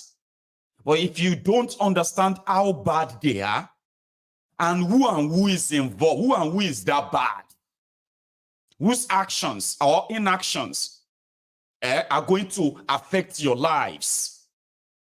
You see, the moment you now begin to understand that, oh, this thing can affect me too. This thing is affecting me. Oh, I didn't see it that way before. What can we do? What can we do now? That means you are now looking at it beyond just the headline. Since it no concern you, since it no affect you, then maybe it's none of your business. But when you watch Mayegun, and Mayegun says, look at it this way. If you are not a victim yet, it's because you don't know yet, Neo. You will be it. Then you are supposed to start feeling like, okay, what can we do? We need to do something. We need to do something about this way, you know. So if Peter Obi is not breaking it down in that way, that you have to know that it is not about who becomes your president or not, right? It's about you demanding or understanding why you want something different or better. Because I personally believe that the way Nigeria is, even Peter Obi as president of Nigeria, will still send the army, will still send the DSS, send their police after anybody who is trying to break up Nigeria. It is their tradition. Obi will not sit back and allow us to just carry our flag everywhere. But the difference is this. There's a chance that the reason why he would want to keep, I'm just saying this now, why he would want to keep Nigeria, it's not for selfish reason. It's not for self-enrichment. It probably will come from the point of sincerity of, innocence, which I won't buy. So by so doing, it will likely as he promised himself that, okay, yeah, I will sit with people and have a conversation around this. There must be something we can do before we can now say, oh yeah, break it up finally. There must be something that can be addressed. The concerns of everyone in part of Nigeria who has grievances. That is something called leadership there. Okay? It simply means that, number one, somebody can actually decriminalize a democratic right, self-determination. It's not a crime, but in Nigeria, it has been criminalized. Criminalizing it in Nigeria is not because those criminals love Nigeria. No. It is because breaking up Nigeria today is like breaking up their loot. Do you understand that? And that is why they will kill anybody for it, and they don't want to have any conversation around it. No conversation. So that's the difference. So when I show you these things, I just want you to see through this man,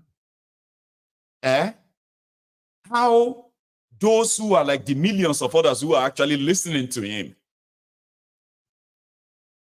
how they could actually be a big disruptor that will disrupt and kind of destroy this establishment. Anybody will get the dagger for hand, aiming. I always encourage them to aim very, very high. I don't want them to miss. And since we don't know which of them that will eat, don't join them in destroying this obedience. Don't let them use you to continue to pass their hatred towards the Igbos, which escalated because an Igbo man saying won't be president. Because they will use you again and again. But what would you get back in return? Poverty, oppression, suppression, and even death. Why would you do that to yourself? Here, he was being asked, I think he was talking about those who are in the diaspora. And they, talking about partnership or no partnership, right? He had this to say. Listen. And finally we said, will you keep contesting? Well, I can tell you.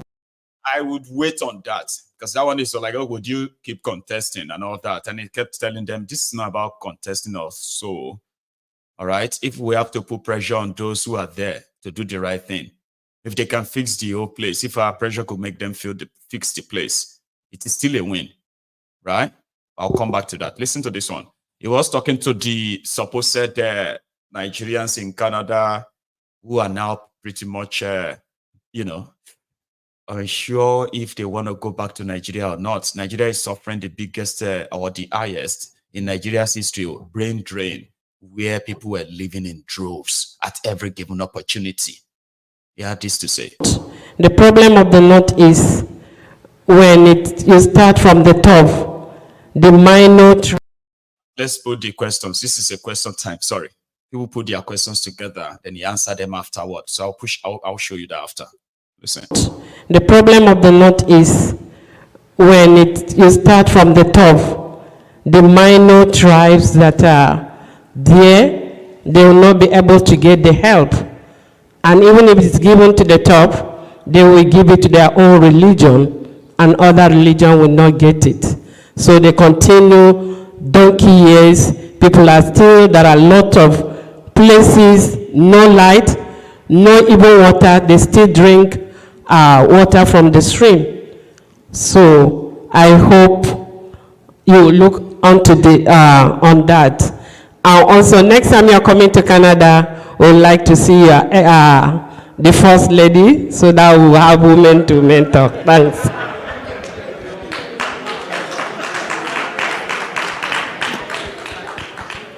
That's a question for His Excellency to answer.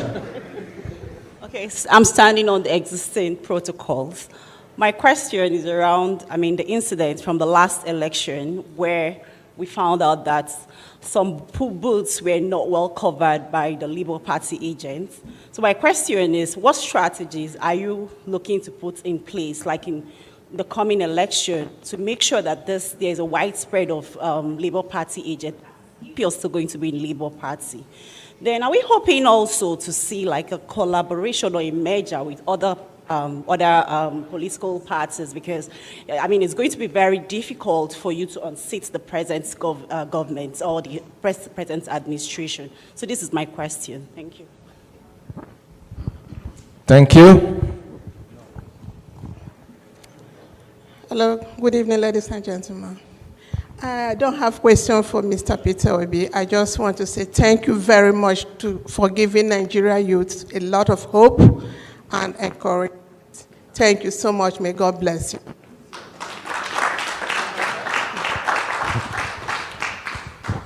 Hello, Your Excellency. Thank you for your presence here today.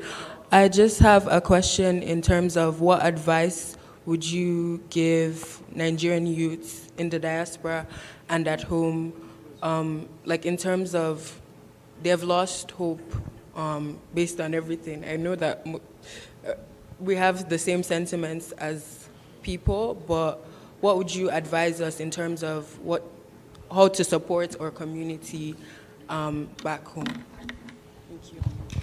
This is a very good question.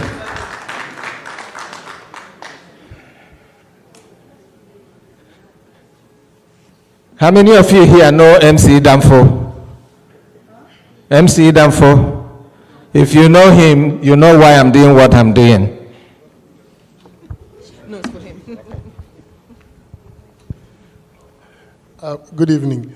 Thank you, Your Excellency. I have two prompt questions. The first one is a personal one. You've said a few things. One is about the criminal enterprise in Nigeria, about how difficult things are. I'm wondering, how do you keep going? Can you tell us what keeps you going in this work that you are doing for which you're not being paid by anybody, but you've been doing it now for at least since 2021 or 2022, and you've persisted in doing it since after the election? So that's the personal question, what keeps you going? The second part is kind of policy related, and that has to do with the security situation in Nigeria. I just came back from Nigeria last week, and I couldn't travel between Owerri and Nsukka for security reasons. So are you able to tell us, not the detail, but give us some idea of maybe how you think you would have handled the security situation in Nigeria that is keeping people from moving and conducting even ordinary commerce? Thank you. We can go to his responses now. To those questions. He's already answered one, which I have played you. Let's take on this. And finally, we said, can't be quit your children anarchy. I think you'll be. The problem of the North is when external influence. I don't need to lobby anybody. I can tell you that I went to several meetings. And finally, we said, can't be quit your children anarchy. I think you'll be safe.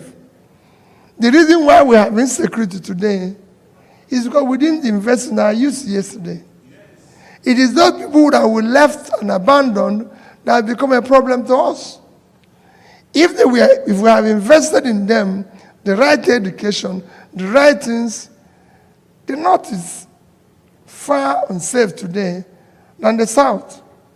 Because they didn't invest in education. They didn't invest in training those people. So if you leave these people abandoned, you're actually not saving your life. So what we're doing is investing in them to save our lives and for our children to live in a better society. Yes, you're in Canada. You live in a better society. But I can tell you, in terms of Nigeria, you're also one of the biggest losers because your children won't come back there again. They don't want to be associated.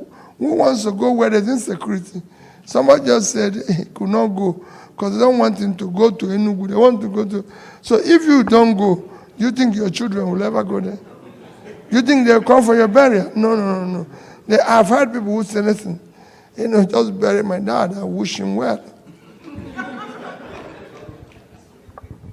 So what you're doing is that you're investing in your future. And a youth asks me, what do I think about the youth? Yes, you're right.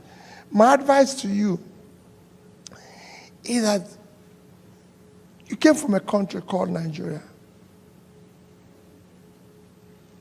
Chinese people live in Canada. But they are proud to be called Chinese people. They have never abandoned China. They're still Canadian Chinese or Chinese Canadian, whatever you call them. Indians are here. They've never abandoned India. They're still proud to be saying, I'm an Indian. So are Vietnamese, so are Philippines, so are everybody. Everybody is still happy to say, I'm from here. And if your own is not bad, so you can, in your own little knowledge, and when we talk about capacity building, that's about capacity building. People say to me, what is about capacity building? It's using that knowledge you learn from here, that exposure, that belief, and translating into not thinking about his tribe or his religion. I can tell you, whenever people tell me about religion, what I tell them is, and I'm sure I've said it here in Canada, Dubai is thriving. If I go to Dubai, I'm a Christian, I'm a Catholic. I go to St. Mary's, I think St. Mary's Church in Dubai. The Catholic Church in Dubai, the land and the church was built by Emir of Dubai. It's written there. He gave them the land, built the church. So why is our own different? So it's even encouraging that diversity. It's even encouraging that situation because it makes society work. The biggest mosque in Europe, no, well, I don't know, maybe I'm correct, but one of the biggest is in London. It's a land given by the Queen. The Queen is not. So it is, why would it be? I'm not scared of anybody in Nigeria. I believe that we're same. I always introduce myself as a Nigerian. I don't believe there's any part of Nigeria that I don't love. We're Nigerians. For me today, I want to invest in the North. I believe I can pull Nigeria back from the North because they have all the resources. Our biggest cause of our inflation today is food. We have vast uncultivated land in the North. If we cultivate it, we can feed Africa. We can feed everybody. You see me in my tweets question why should Ukraine have more grain than Nigeria? Our land in the North is bigger than the entire Ukraine. Ukraine is about 603,000 square kilometers. And the northern Nigeria is bigger than Ukraine. So the youth, I urge you to be part of this change. It is necessary for us.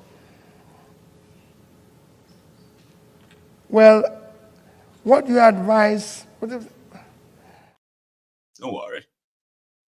But let's continue as well. I want you to listen to everything. But they're like short, okay?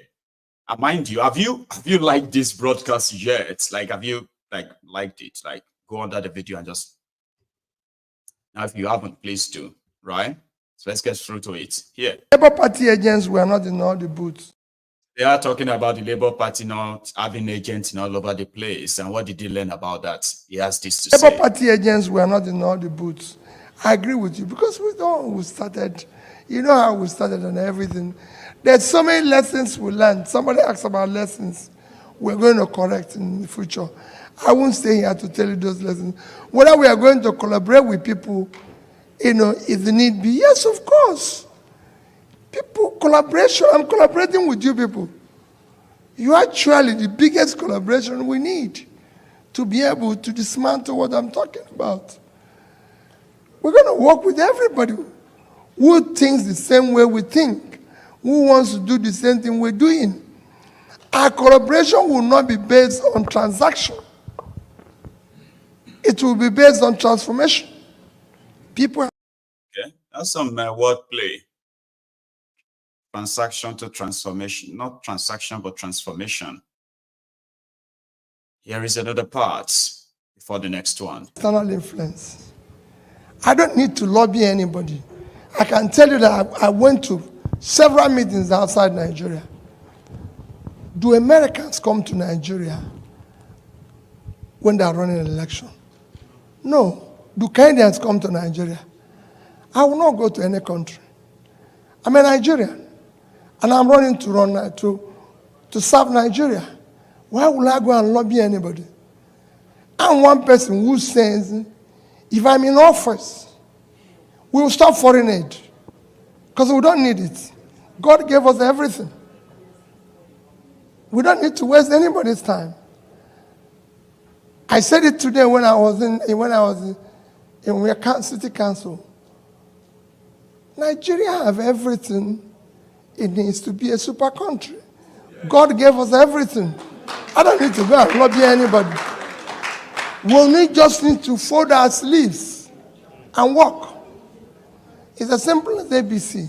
We don't need anybody. I have governed the state. I didn't leave the state. Things were bad. Before I became governor of Anambra was known for bad references and everything. In fact, it was named Home for All. And I came and said, there's no place called Home for All. And we changed it to what? Light of the nation. And we said we'll be first in everything. No longer are we going to be used in bad reference. No quarrel, no nothing. And we face the work. Say from education, from health, from this, from that, fixing our small roads and everything. Somebody asked me today about it. I didn't start any new road. Maybe one or two. That I fixed the ones that were existing. Completed the one my predecessors from Ngike to everybody started. That's what we should do. We don't need any influence. We want external relationship. In fact, let me tell you about international relationship. The more developed, the more you dig in and do the right things, the more you earn your respect internationally. Yeah, that's true. China didn't start by coming to beg America. Neither was Vietnam, neither was India. Today, it's being celebrated. These are countries few years ago that were stuck in underdevelopment. If you don't know, within 50, what we're talking about China, India today, between year 2000, which was just yesterday, and year 2015, China put 439 million people out of poverty. India did 260 million out of poverty. Today, those two countries, the biggest in population combined, Nigeria is almost having more people in poverty than two of them. It cannot happen. All we need is to have people who are sincere and dismantle. And the people who sincere, according to Obi, will change things. You see, there are people who believe that all we need, listen to me, all we need is just more million like that. There are 6 million. Obi's 6 or 10 million supporters. Okay? Because this one is like, we know it's pretty much like rigged as well, right? At least that is something you can touch, African Wahala. All right? That is enough to cause a total disruption. And I know a lot of you believe that Obi has a strong hold on his followers. No, he doesn't, but they respect him a lot. It was the first time that some of them were even surprised that they allowed them to put that such number, or they allocated such number to them. And that's why they continue to believe that Obi won the election. Now, that is all they need to get mad, get angry in one of these states. It's a base that is enough to scare the establishment, they do not want them to erupt. Here you get that now, the African Wahala. So what that simply means is that whether he is posturing, whether he is unity begging, whether he's, whatever you like, you can say he's doing. As long as he can keep, as long as, number one, as long as he remains the symbol of the millions of all these obedience, that automatically makes them very valuable. And we must protect them like endangered species, like we protected the IPOB and everybody that believes in the ideology. Like we will have to protect the Yoruba nation advocates and everybody that believes in the ideology. Is that not what we do? And you see, every base, there are some base that these criminals have confidence that they could poke them anytime and nothing will happen.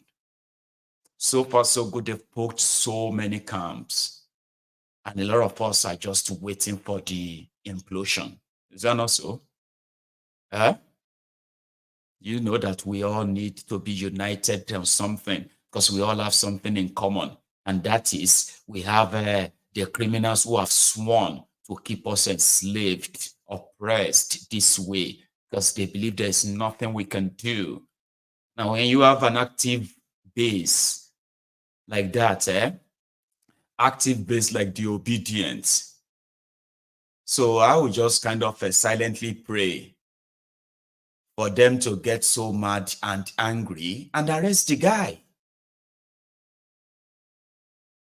So in case if you don't know, because some of you sometimes you always want person make person use the mouth, to use the mouth to say everything.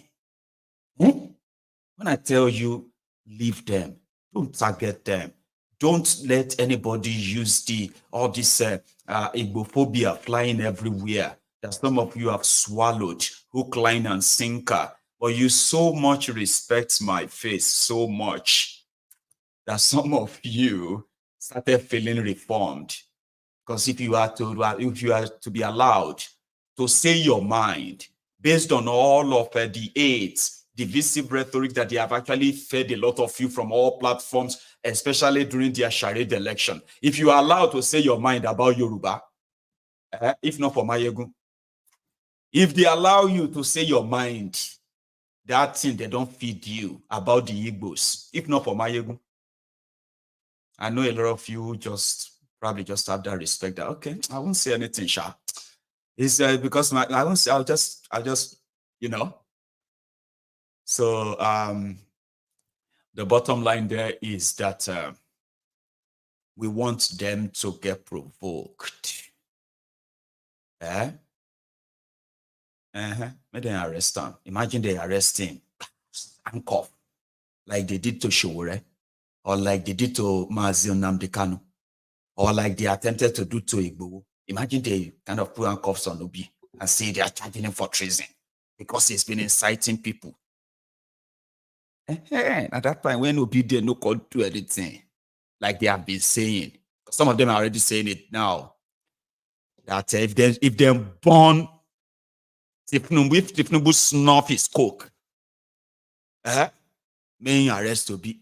You remember that time when some of them told us, Mayegun,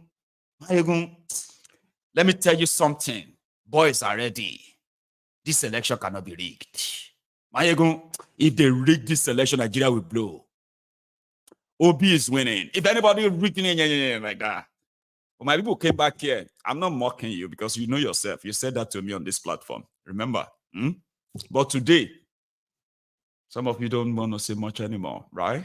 I'm not blaming you. I'm just saying that you do have an excuse when the man that is believed to have been robbed of your vote and all that says, calm down, we are going to court. So it's contradictory for people to go on now, Abi, and do something.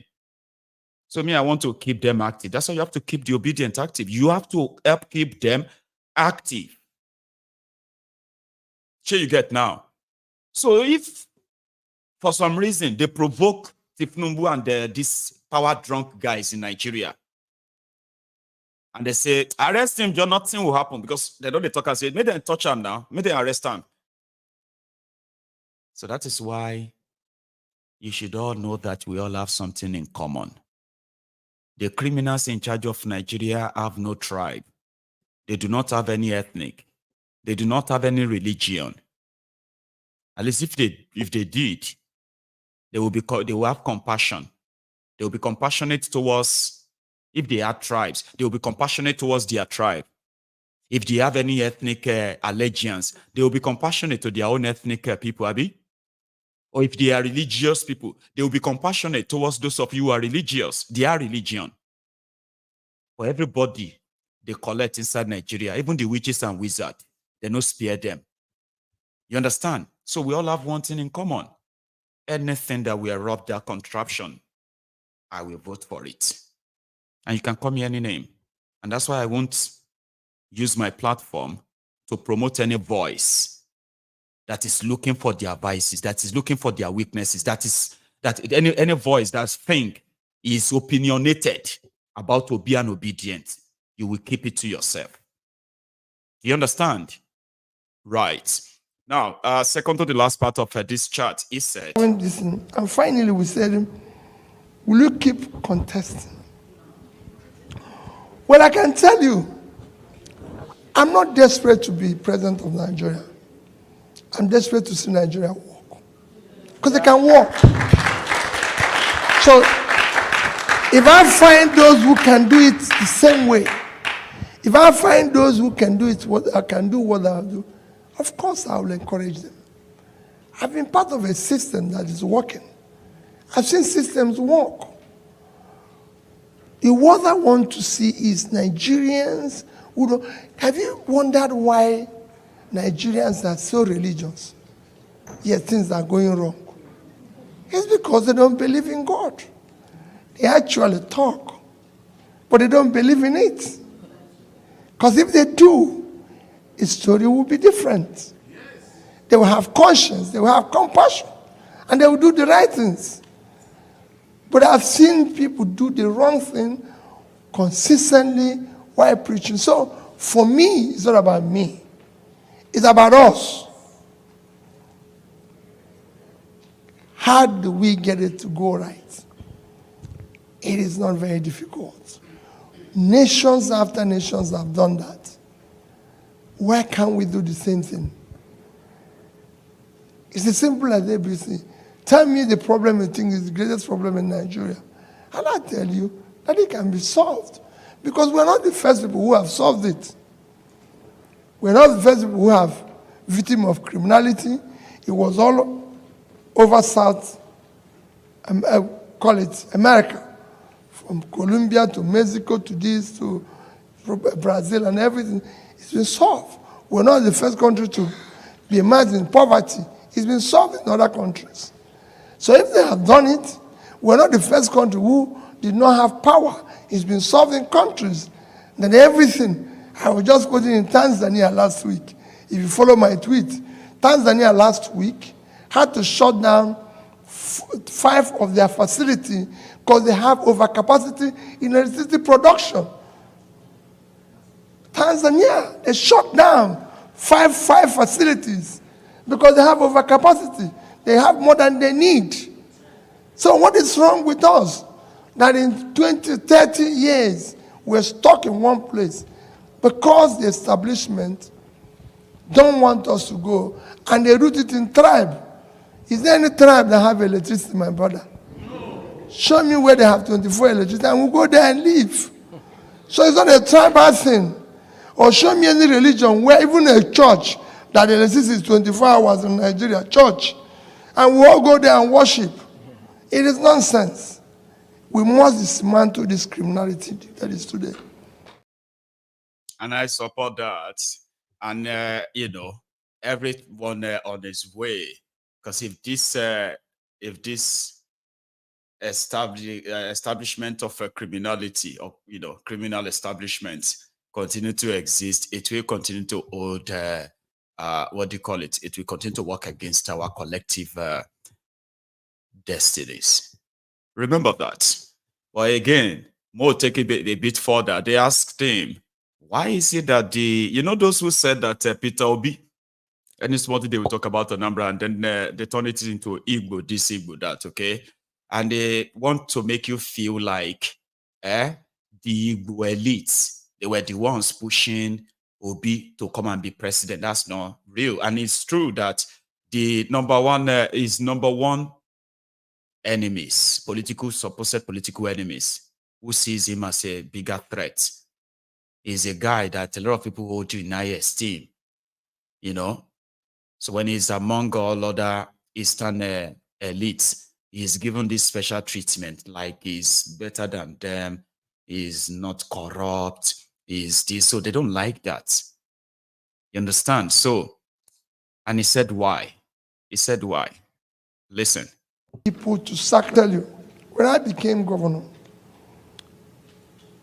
by influence of somebody called Professor A.B.C. Nwosu, asked him. He asked me to go and see certain people. He's still alive. I said, I won't see them. I'm contesting to be governor of Anambra State, and I'm not from Anambra. And when I became governor, I used to quarrel with people who were not happy with me. If you know that the elites in Anambra, even till today, are not happy with me. And it's not that I know it, because I go to see a president then who tells me, Peter, nobody is happy with you. And I say, Mr. President, I didn't promise people happiness. I promised to fix school. I promised to fix school. I promised to fix health. I promised to, because the only thing that would have made them happy is to give them public money, which I'm not ready to give anybody. And that's it. So. That's the obedient. And to those of you who said that he's campaigning for 2027, so what is wrong in that? He's a politician. He's a one Nigerianist. He is meeting with the obedient that supported him in his elections. So what do you think the communication is going to be about? Well, I said he's currently on that thank you tour. Okay. Then he's coming to the UK. And to those the obedient in the UK, I think, I don't know when, right? But he is coming around here. And I believe it's going to be in another few days. Well, that's all that happened in Canada, ladies and gentlemen. Canada, the Canadian obedience, as well as their powers all over the world, including those of you who are here on this platform. That is what happened in Canada last night. Well, let's go to what happened in Nigeria yesterday, where a doctor, but before I go to that, Princess, which of your sons is having his birthday today, so I can send happy birthday to him? I know he's not Adnan, and I've spoken to the Adnan before. So if you give me the name, I can send a happy birthday to the woman. Last week, Nigeria Tifnumbu announced, well, it's about 2 weeks now. They announced increase in electricity tariff, meaning people have to pay more. Since things have become more expensive, the distribution companies in Nigeria, electricity companies in Nigeria, they could no longer run efficiently on the charges. Excuse me, on the old charges. Thank you, African Wahala. And thanks to every one of you with your super chat. Thanks for your generosity. Right. Now, look at this of before this APC, before they came to power in Nigeria, okay? Nigeria was reported to be generating about 8,000 megawatts of electricity. No, Nigeria is not a giant of Africa, so forget about that. That's just some fables that people put out there. Is wrong, it's a lie, okay? Anyway, the giant of Africa, or the giant of Africa, was generating about 8,300 megawatts of electricity in 2015. Then APC happened to Nigeria. APC, Egbekegbe, the dream killers, they generated 0 megawatts of electricity in 9 years. 0. They added 0 megawatts of electricity to the national grid in 9 years. But they will tell you that they built, Bukwari built 365 megawatts of Kinikon. But Baba, these guys met electricity generation in Nigeria at 8,300 megawatts as degenerated. 9 years after, they are bragging that Nigeria is now generating 4,000 megawatts. Back then, Nigeria was sharing over 4,000 megawatts of electricity. When they were generating 8,000, 4,000 was wasted, just wasting away. Because Nigeria didn't have enough infrastructure to transmit all those generated power. However, when APC, Egbekegbe came in, the Nigerian electricity national grid started collapsing like someone suffering from epilepsy. No cure. At the end of the day, it has now gotten so reduced. You see the screen, you see the picture on your screen, right? So 2 weeks ago, they now announced that, well, with the little they are generating, No intention of increasing it because there's no money. You are going to need $10 billion annually before you can generate stable electricity in Nigeria, according to Adelabu Peculiar Mercy, Penkele Mercy, your Minister of Darkness. Since there is no 10 billion, then the rest of you will just have to pay for whatever it is. Give me a second. I think I have lost. Hang on, no. There's so many things I've lost. I shouldn't have left on without putting the, putting the chargers on them. Sorry about that. Again, right? So it's going to take them 10 billion. Hang on, no. It's going to cost you $10 billion to have electricity 24/7. Since there is no $10 billion annually, then whatever is left, everybody just use on like that. So they increase the tariff. Band A, band B, band C, band D, band E, band F, band G, band H, band I, band J, even band Z. Those who get electricity for 1 hour once in a year, they are band Z. So people started complaining that, oh man, which kind, like, third world country where people are paying the price of a first world country for electricity that they don't even get. I never thought that the what do you call it? I never thought that the hospitals. Give me a second. I never thought that the hospitals will become a target as well. Until this doctor raised an alarm. I want you to hear him so that at least he will be in his own words. For those of you who are still currently shouting, and you look on, some of you just pray, say, for sick. The way Nigeria, I've said this 1 month ago, that the way the situation in Nigeria right now, do everything to make sure that you don't fall sick. No go get malaria. Any mosquito will won't bite you anyhow, hold on for neck. Because Baba, if you go fall sick and you ended up in the hospital, if you don't come back home, if you don't come back to your house again, small thing can just kill you. And that's what that doctor is saying. If you get there and you are unable to even afford the, unable to afford the treatment, or the hospital itself is probably not really, capable to even save you, because all they have has been spent on electricity. About how much is 25 million naira in dollars? That should be somewhere around $20,000. Baba, why would anybody charge $20,000 a month on an essential service provider like an hospital? Baba, I don't understand though. But this is what the doctor had to say. And I don't know if it's exaggerated or not, but it is an issue that calls for concern. Call from your own stable, right? What do you think? That transmission line is a super highway.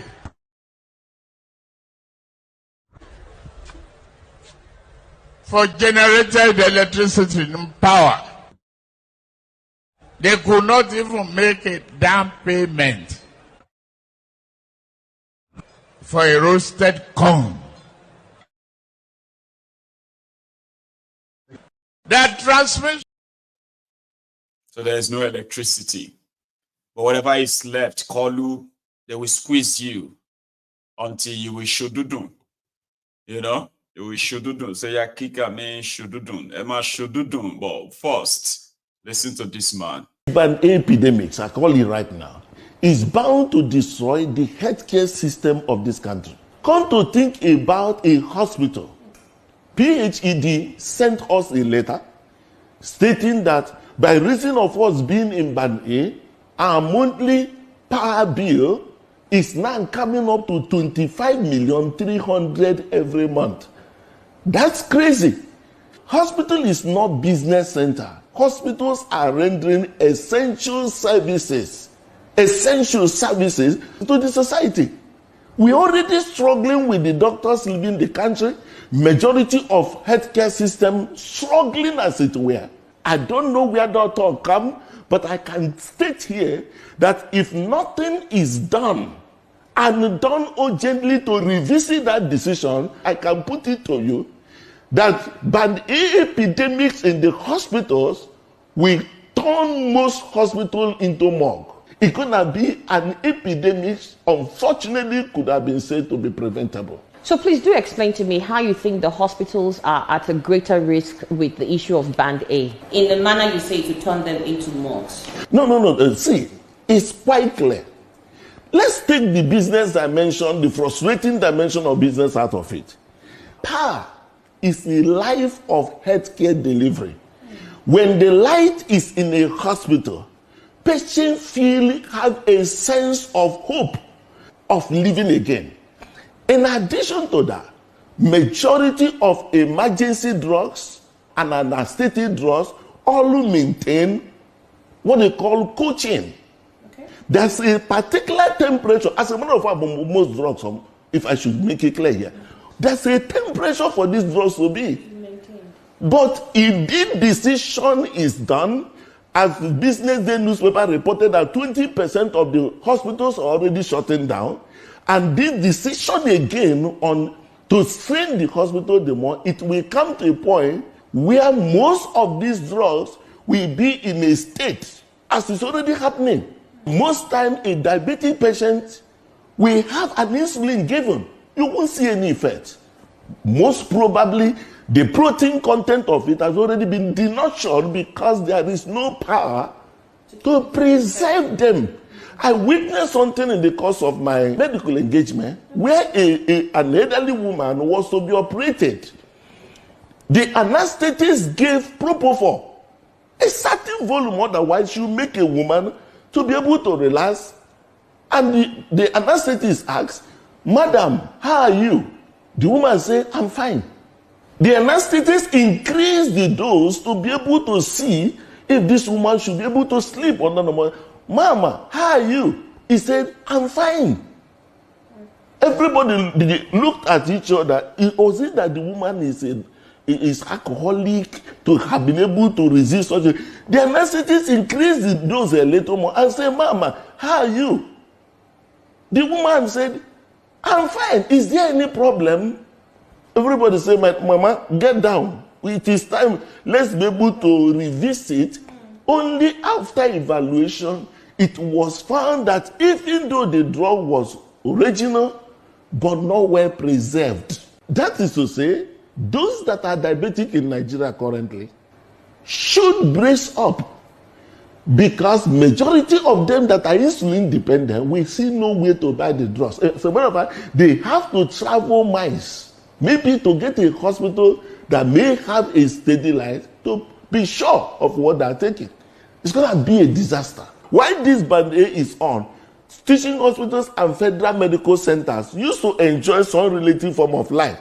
Because perhaps they are not going to pay like other people, they are now downgrading them to Band B, so that they will channel the energy to the people they feel that can pay, to the detriment of the health of the people. I can count on and on. Power is what determines whether a surgical procedure will be successful or not successful.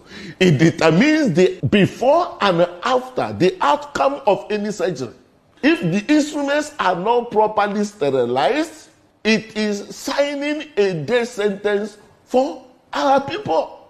If nothing is done to stall this development right now, the society should brace up for what is called nosocomial infection that will be acquired from the hospital, and the type that may come up may be one that will be resistant to all antibiotics we know.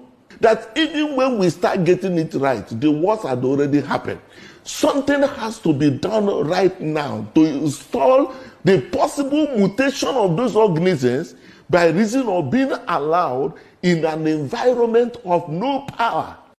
My heart wrecked when a teaching hospital could pack their own instruments to go and sterilize in another because they don't have light. Who taught this? That's what I'm actually worried about. What is the level of consultation for which you look at something from economic indices, perhaps of an interested individual or group, to override the health of the people of this country? No, you see, most times we look at our little privileges in life, being in government or being in a position of financial empowerment. The day emergency will come, you will not know where you will be.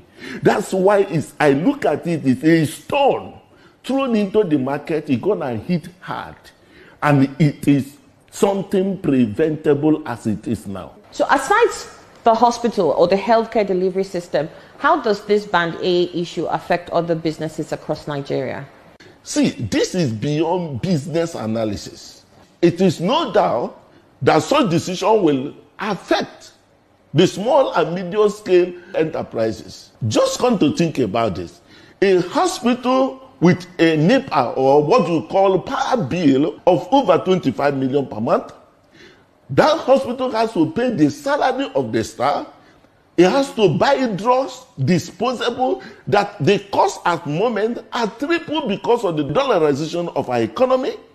You also have to maintain these equipment, sensitive equipments, and as well, for those that have had some form of facility from the bank, we also have that responsibility to go.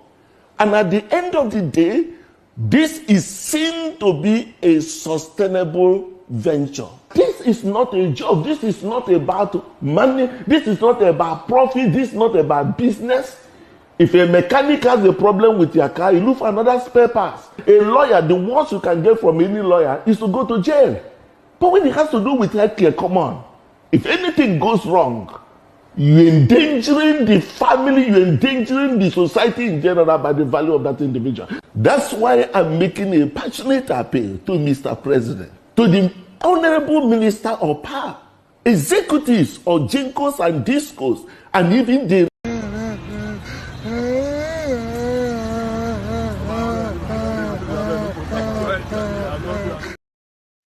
we are going to die. Don't panic. We're all going to die.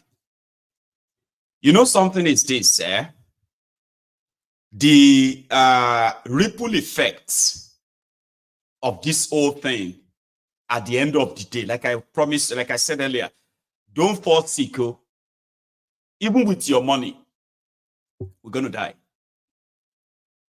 Because you are now more exposed to substandard health care system that is dying slowly. And a lot of you who are insulin users, you know, for diabetics. See, let me tell you something. If you are healthy, you have no idea what, I mean, you don't, I don't know how to describe it. I don't want to say you don't know what God has done for you. But maybe I should say that. You don't know what God has done for you. You have a headache, you take paracetamol. Headache gone. There are people that they are still living right now. It's like burning money. It's like somebody, you know, it's like people packing money like that, and then you go to the drum where there is fire and you start blowing it there. And you have to, if you want to stay alive. These people are exposed to fake adulterated drugs. Also, they are exposed, even standard medical facilities. With your money, you are exposed to contaminated medical equipment. Somebody said, Nigerians will never chop well, balanced diet. You are talking about surgery. Whether you are eating well or not, every one of us will need medical care. We're all going to have that. Some are going to be like, you know, extreme. Some are going to be mild. And, you know, health is wealth, and it doesn't tell you when it's going to shut down. If your body shuts down and your money cannot save you, you should be worried. So this is my own reaction when that man was talking about this. As we're all going to die.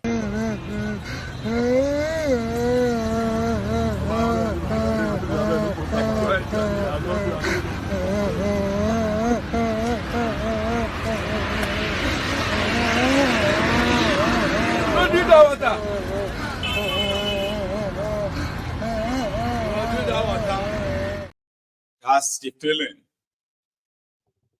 And this one is not about whether you are rich or poor. Use your sense here. Once your medical, you know, and you don't see Nigeria, they like to cut corners to save costs. It is ridiculous. And this is just the beginning. Fellow Nigerians, this is just the beginning. Fellow Nigerians, this is just the beginning. So let's go to the next one.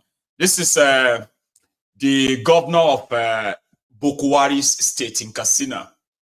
Remember that, I think it was last week as well, or last weekend. So the news then was that northern governors traveled all the way to America to go and discuss the insecurity of lives and properties in northern Nigeria. And they've been receiving backlashes since then. Like, you know, why would you go to America and hold a meeting because of insecurity in northern Nigeria? Does that even make any sense? But here is Bokwari's governor from Katsina State. He defended it. Oh, sorry, he's defending it. Maybe you should listen, if you don't mind. Thank you so much, Your Excellency, for your time tonight. My question earlier is, are there political motivation for the rise of banditry in the the northwestern region of the country? Who are those that are backing or supporting or fueling banditry in the region?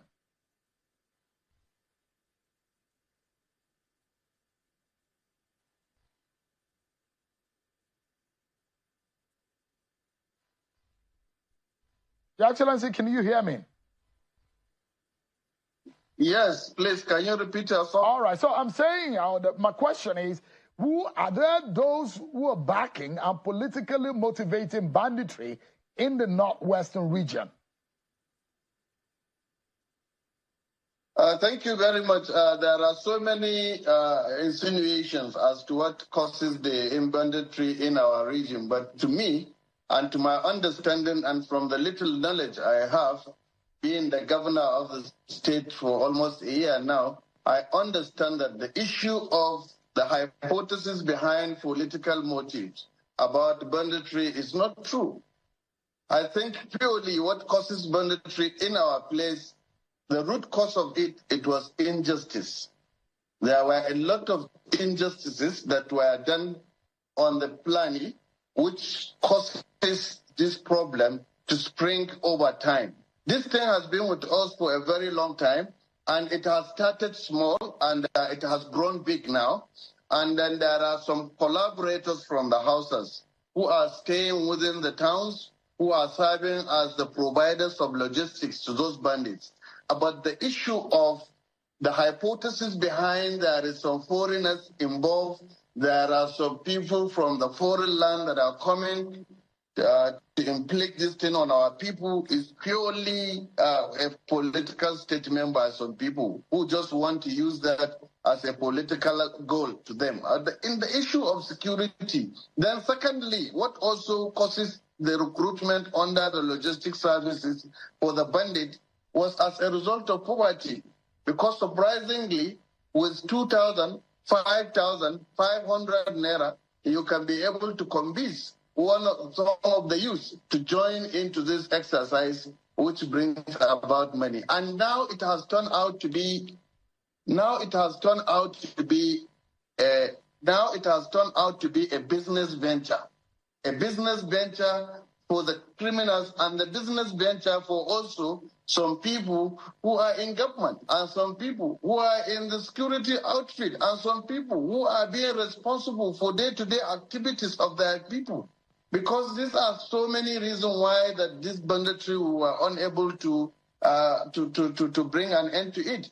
Because you may not know who among those people that are surrounding you. It may be your driver, it may be your houseboy, it may be your blood brother, it may be your father, it may be your younger brother. So it can be anybody. Because we have caught so many people who are saddled with responsibility for people involved in this criminality. So this is something that is making it. Thank you so much. Nuisance Lele.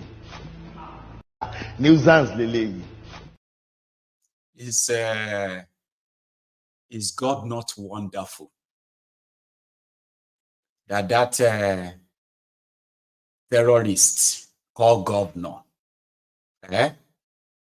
could come on a TV, call the Fulani terrorists bandits, then turned around and accuse Hausas, some Hausas.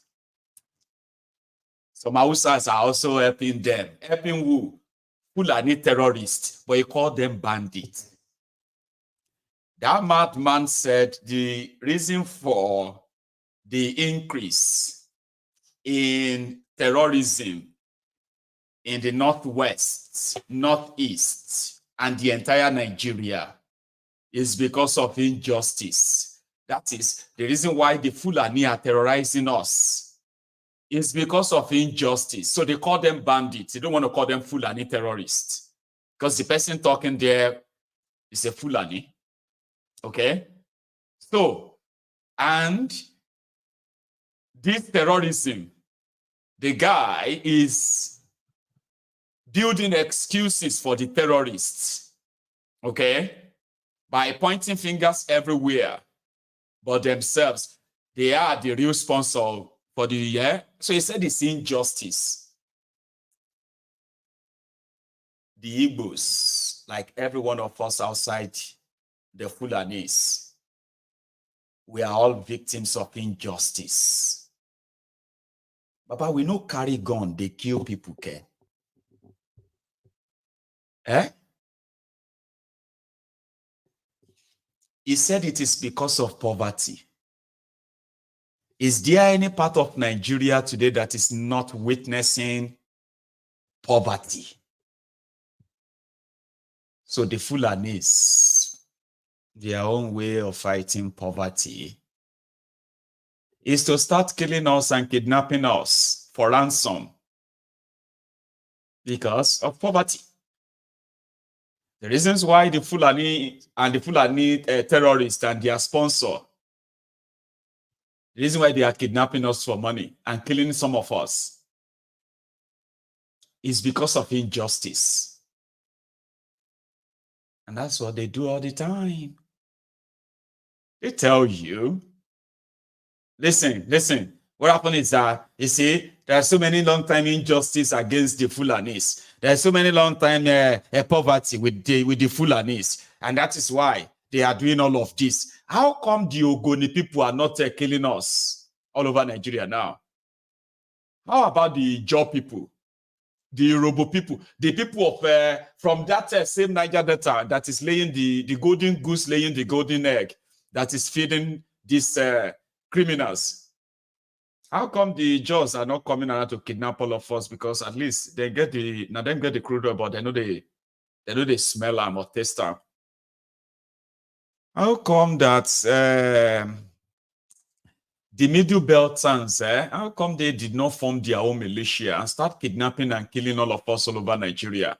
Because they have been unjustifiably targeted and completely abandoned to their own faith by the criminals who are supposed to protect them. So that's a good reason to say, that's why we want to kill everybody in Nigeria. It's only Fulanis that will tell you that the reason why they are killing others, the reason why they are terrorizing Nigeria is because of injustice. It's because of poverty. Injustice from who? Well, that's their belief anyway. So they do have those who believe in that too.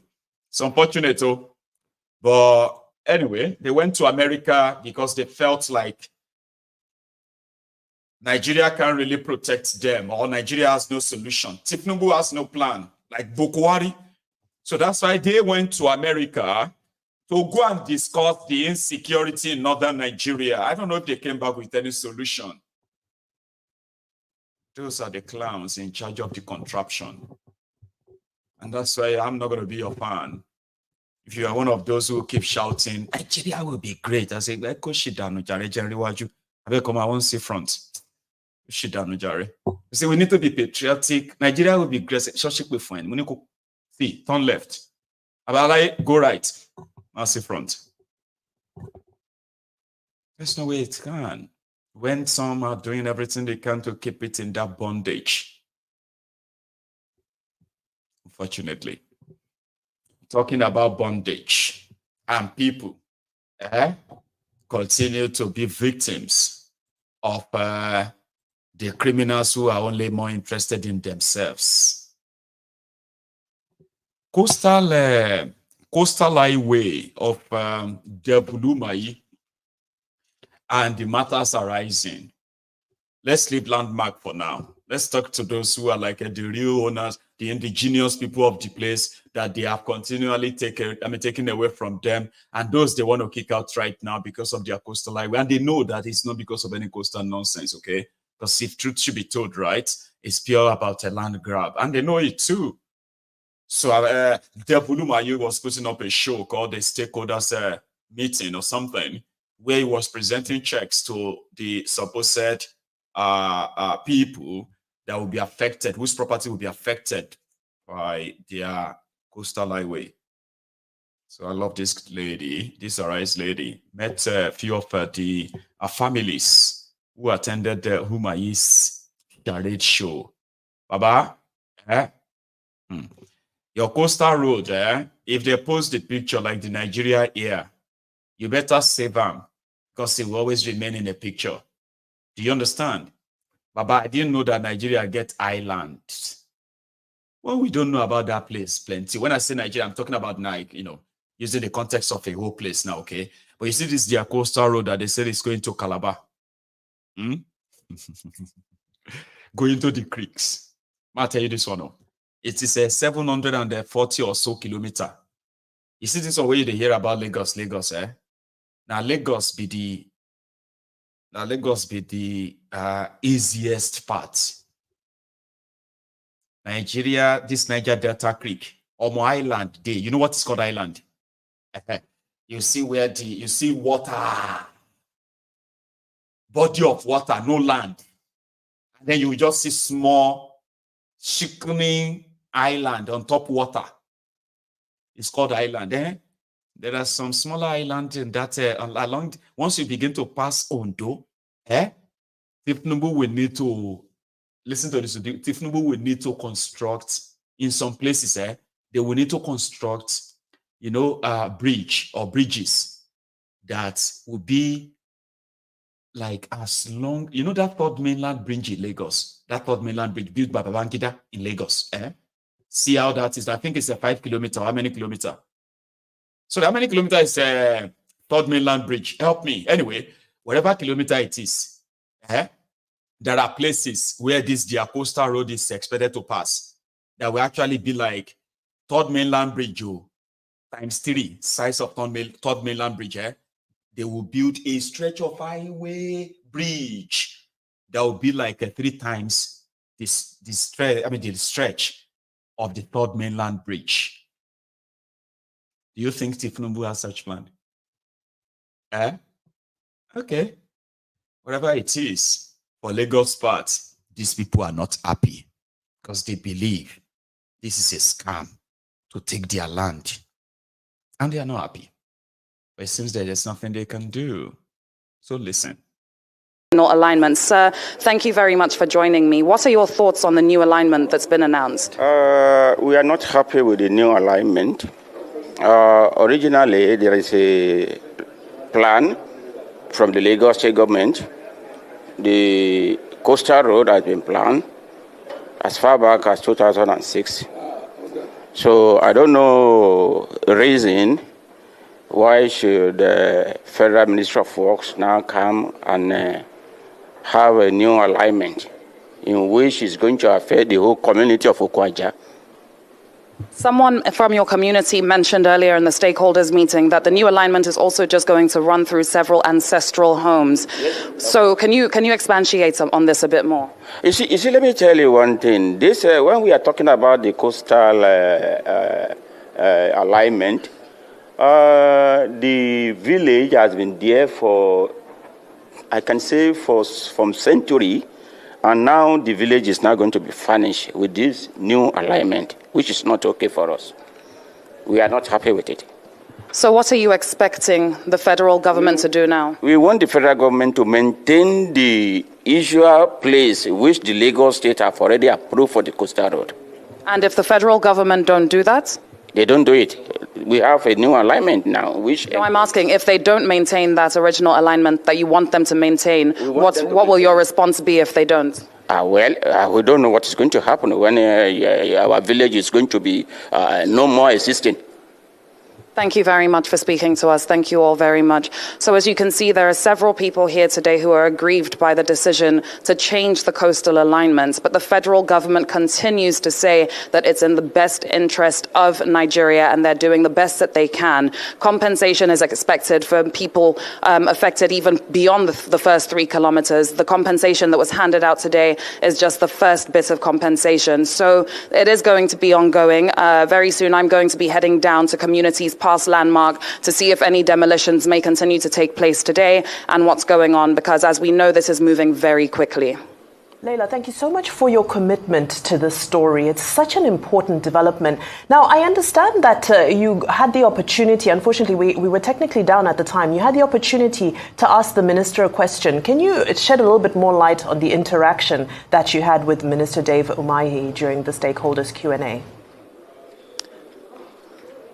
Absolutely. Well, to ask a question as much as he would let me, I had to ask the minister about the environmental impact assessment for this project. Now, according to the EIA Act of 1992, no project of this nature can be carried out without an approved environmental impact assessment, and it's the Federal Ministry of Environment that approves the assessment once it's been submitted. Now we understand that the ESIA for this particular project is in the works. What the minister is trying to say is that they have preliminary approval but not final approval. Now, I haven't seen anything with regards to preliminary and final approval in the EIA Act of 1992. Maybe I need to go back and do my own research, but to the best of my knowledge as it stands, you cannot start a project without an approved EIA, and that's what it looks like. However, people on the ESIA team did come up to me after that interaction and they said that they would share information with me going forward. So let's see what they do share, because it's important that if they do have any source of approval, the media has access to that, because as it stands right now.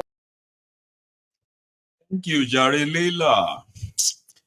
You are doing your best, okay? But when it comes to those who are like land grabbers, they don't see compassion, they don't see humanity, they don't have anything of such. It is all about what they want to take. Everything else is inconsequential to them. A lawless society where rule of law doesn't exist, but rule of man or rule of men. And you want to have a country, you can keep dreaming that. So that's on the side, okay? Somebody sent me this. I don't know if you don't mind listening, right? Some of our people that escaped, some of our people that escaped or got released, after being kidnapped in the Shagamu area. I just received that while we are here. And it is the audio recording of the 2 people that were released and what they were told. Is in Yoruba. I'm coming back to it.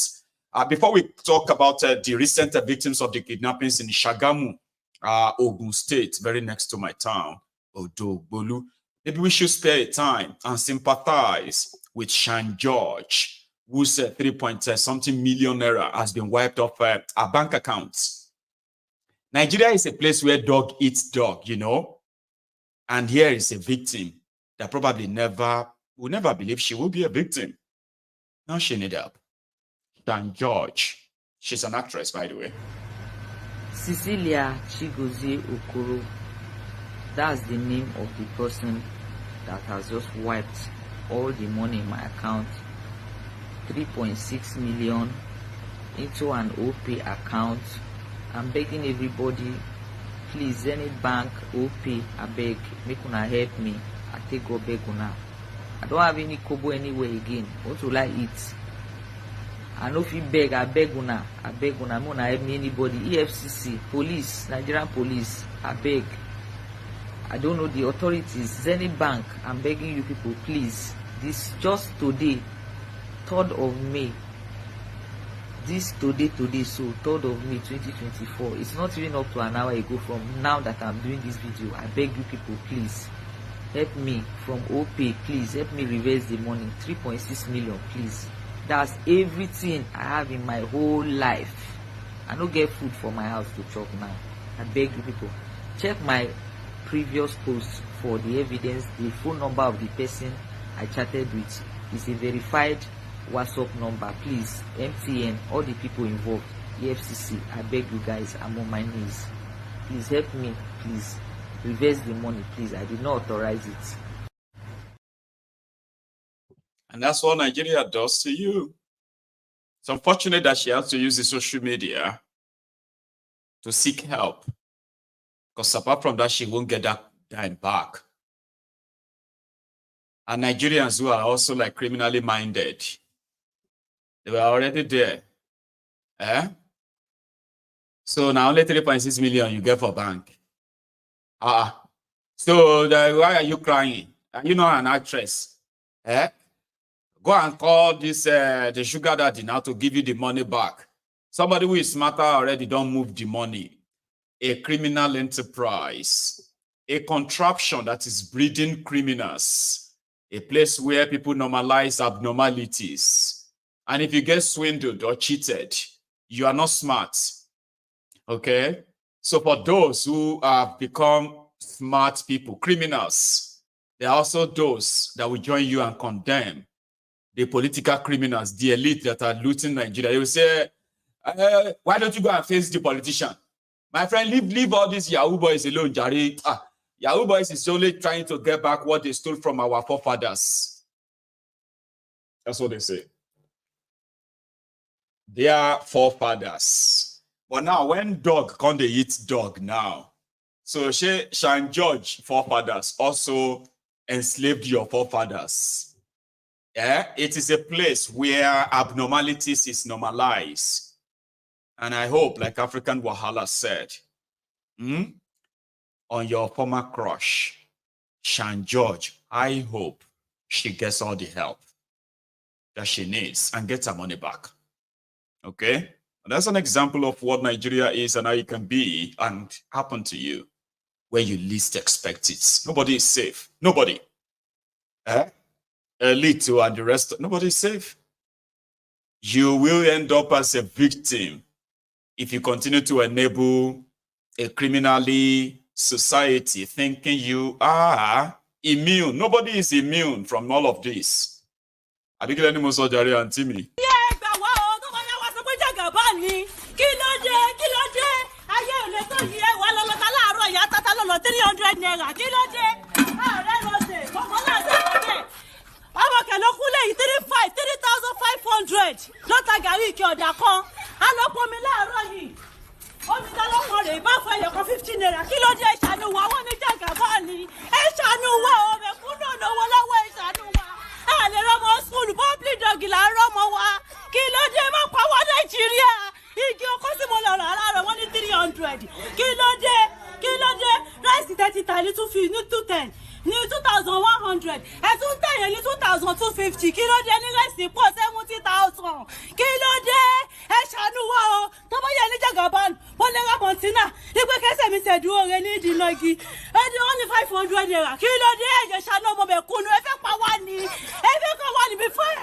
Before I get 1,000 naira, it's not easy. I have 5 children.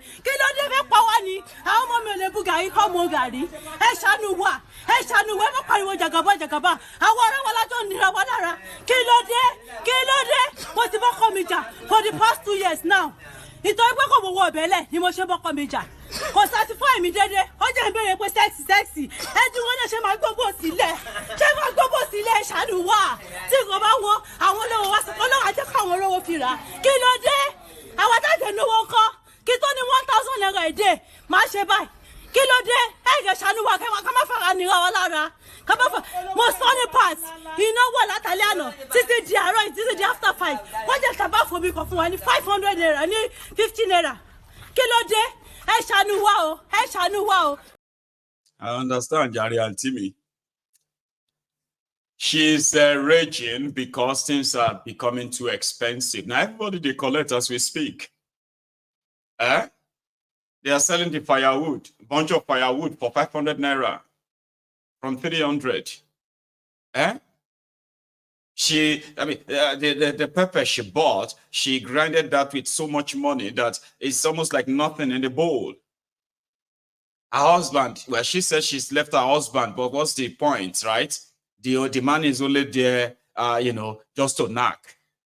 Every other responsibility she's left to it. And she was like, how could I continue to actually open my legs for a man that cares not to provide for me? I told you that the situation in Nigeria has broken families, relationship. Some of you will listen to me and laugh because it's true. You have no idea how many relationships that this hardship, this spread, this widespread multi-dimensional poverty. You have no idea how many relationships it has destroyed. About Johnson, you're calling no be your wife they go so. Ooh. Daddy Johnson, don't be your wife they go so. Now, Mommy Johnson, they see so when they talk to that man there. Say, listen, I have prayed to God to separate me from Shaitan. She's not my wife anymore. People are breaking, homes are breaking into, right? I mean, homes are going into places because men are no longer unable to really meet their regular responsibility. Auntie is screaming there. Nobody should say it's Jagaba, it's Jagaba, it's Jagaba. Kilo day, you want to kill us, ni? Kilashe. What is all this? Auntie? That one is on the side, okay? Just like that of Shan George. This one don't laugh because, as usual, Nigeria happened to this family when they least expect it. 2 hours to leave your property that will soon go up in rumbles, like in dust. How do you handle things like this?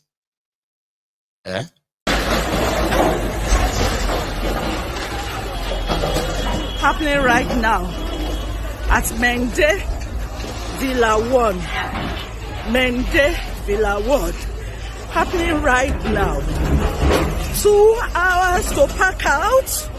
2 hours. That was what the Lagos State government gave.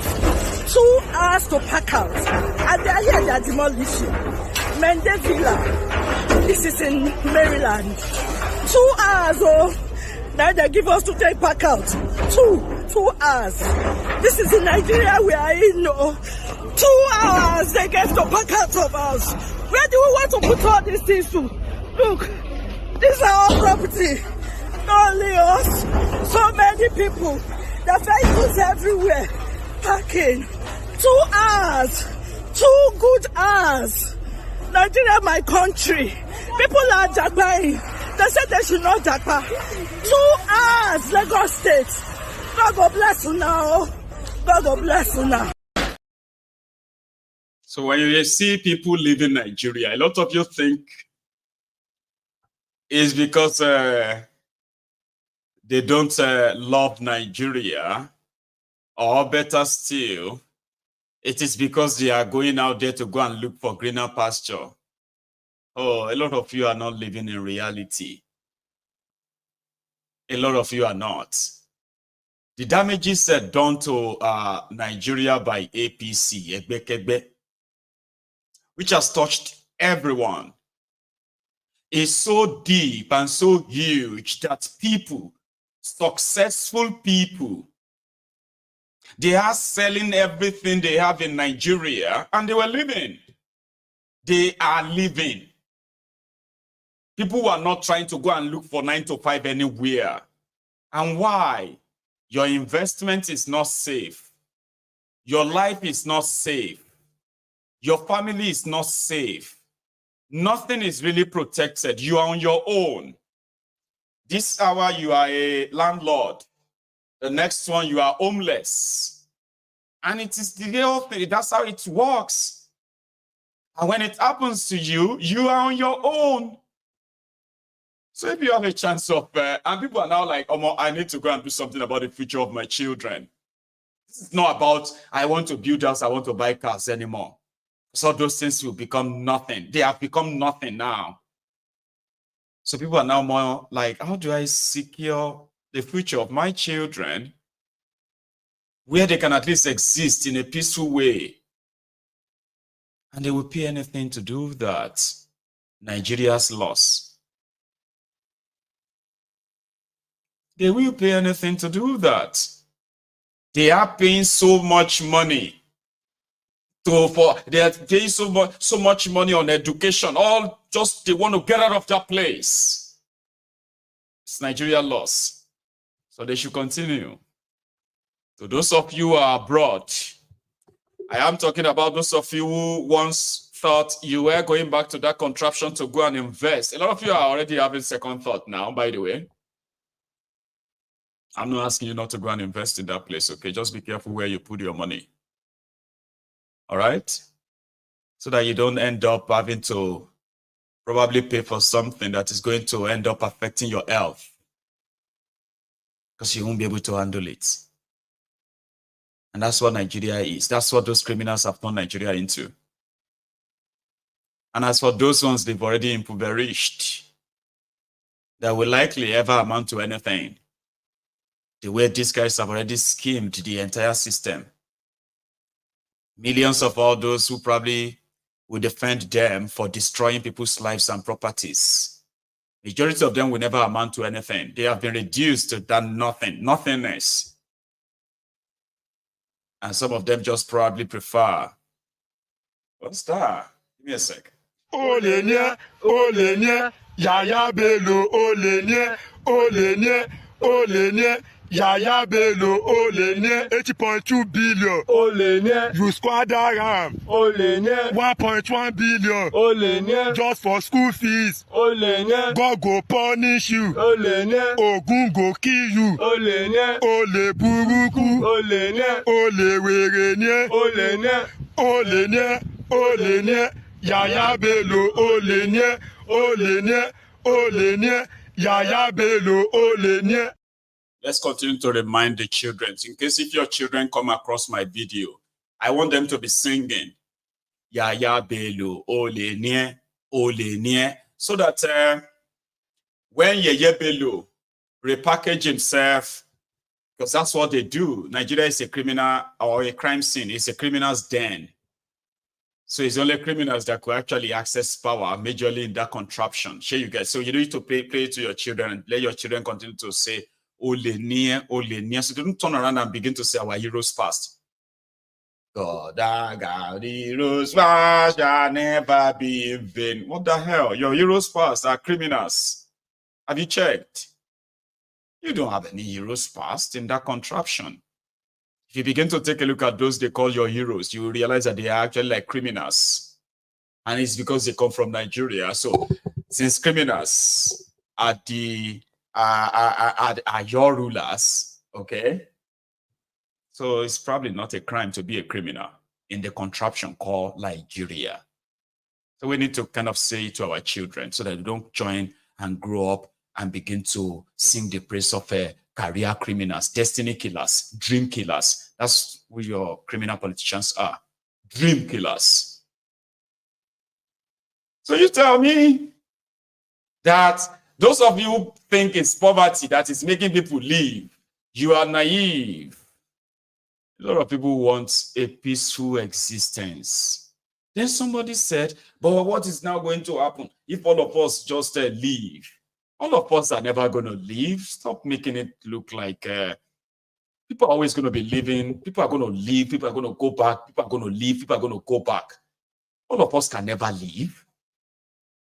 And that is why those who knows that, you see, you've got nowhere to go to.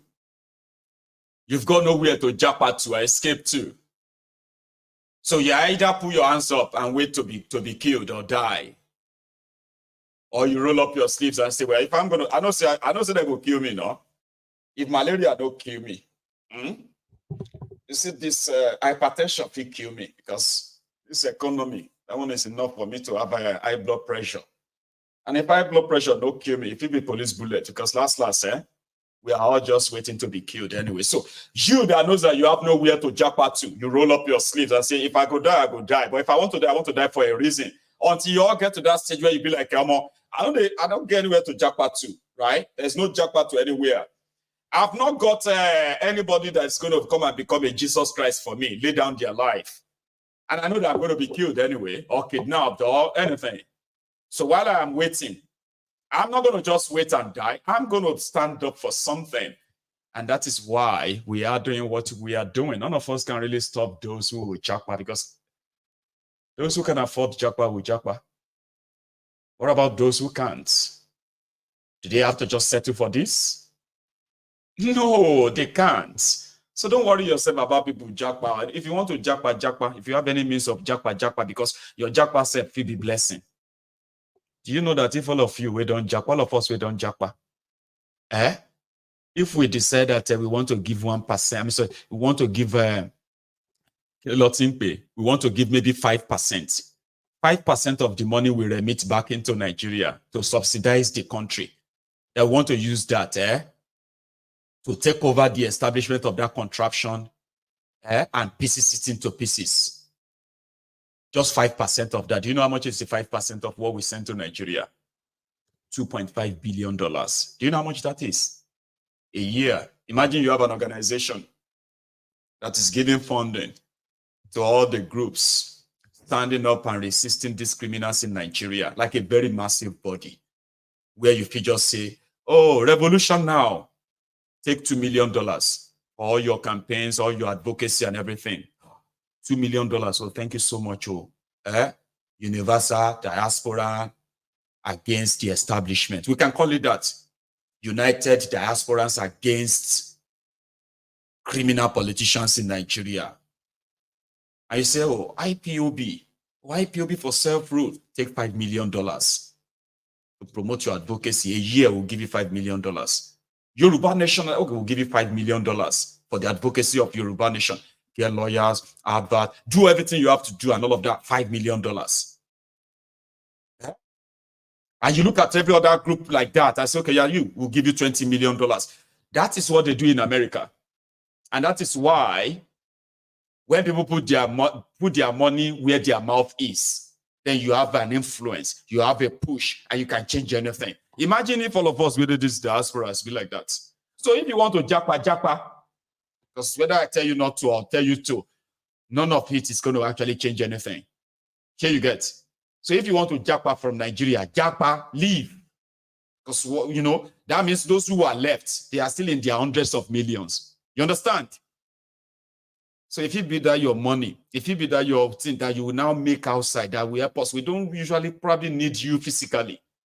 So once we get to that stage, there are people knows that they don't have anywhere to japa to, and they can't japa, and these people are going to kill them with the right support. With the right support, we will move and shift the ground. So we're not giving up, okay?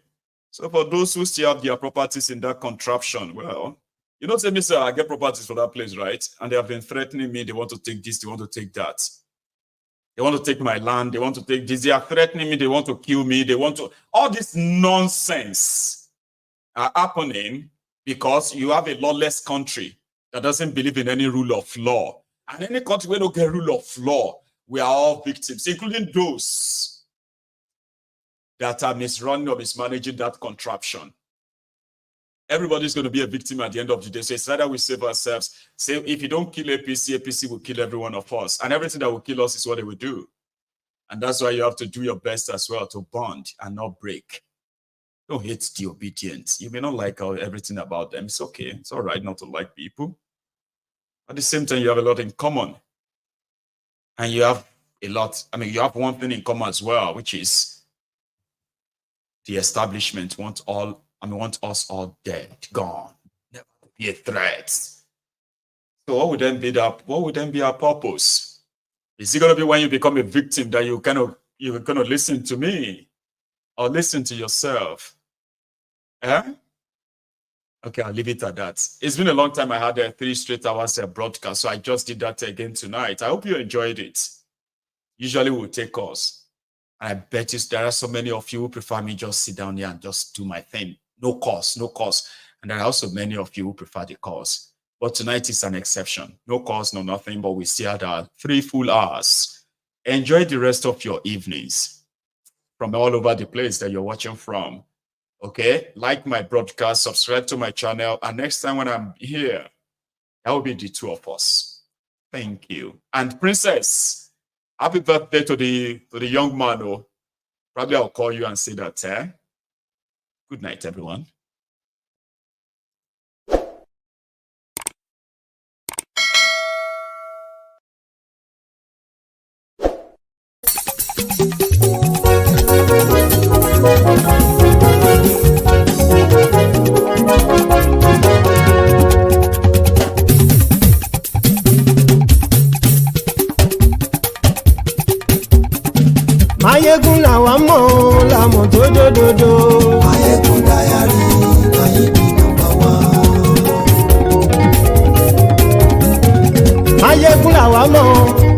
tójódodo. Máyégún diary na ibi number one. Máyégún ti dé o ọ̀rẹ́ ará ìlú. Máyégún diary na ibi number one. Lórí Facebook lórí YouTube. Máyégún diary na ibi number one. Gbogbo bó ṣe ń lọ ni Máyégún já wa sí. Máyégún diary na ibi number one. Àṣírí ọ̀jẹ̀lú kì í bò níbẹ̀ o. Máyégún diary na ibi number one. Bó bá ṣe eré àní Máyégún máa wí. Máyégún diary na ibi number one. Ó sì tún ṣe eré wàá gbọ́ níbẹ̀ o. Máyégún diary na ibi number one. Máyégún diary politico. Máyégún diary na ibi number one. Godfatherism kò sí lọ́rọ̀ Máyégún. Máyégún diary na ibi number one. Ẹ farabalẹ̀ sẹ́ o kẹgọ́rọ̀ lẹ́nu o. Máyégún diary na ibi number one. Àní Máyégún làwa mọ̀ tójódodo. Máyégún diary na ibi number one.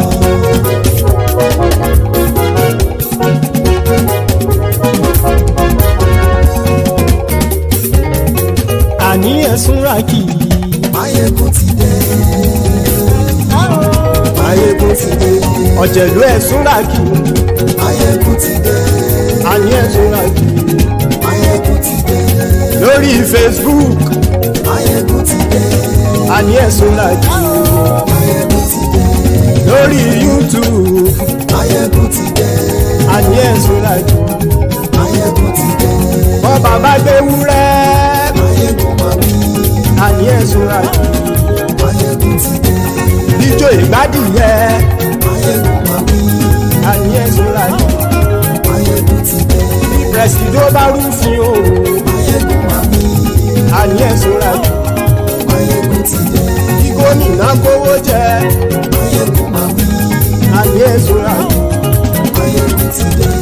Ọlọ́pàá tí ń darí bá. Máyégún máa wí. Àní ẹ̀sùn ràkì. Máyégún ti dé. Aṣòfin tí ń rúfin o. Máyégún máa wí. Àní ẹ̀sùn ràkì. Máyégún ti dé. Òpùrọ́ olóṣèlú. Máyégún máa wí. Àní ẹ̀sùn ràkì. Máyégún ti dé. Ọ̀jẹ̀lú ẹ̀sùn ràkì. Máyégún ti dé. Àní ẹ̀sùn ràkì. Máyégún ti dé.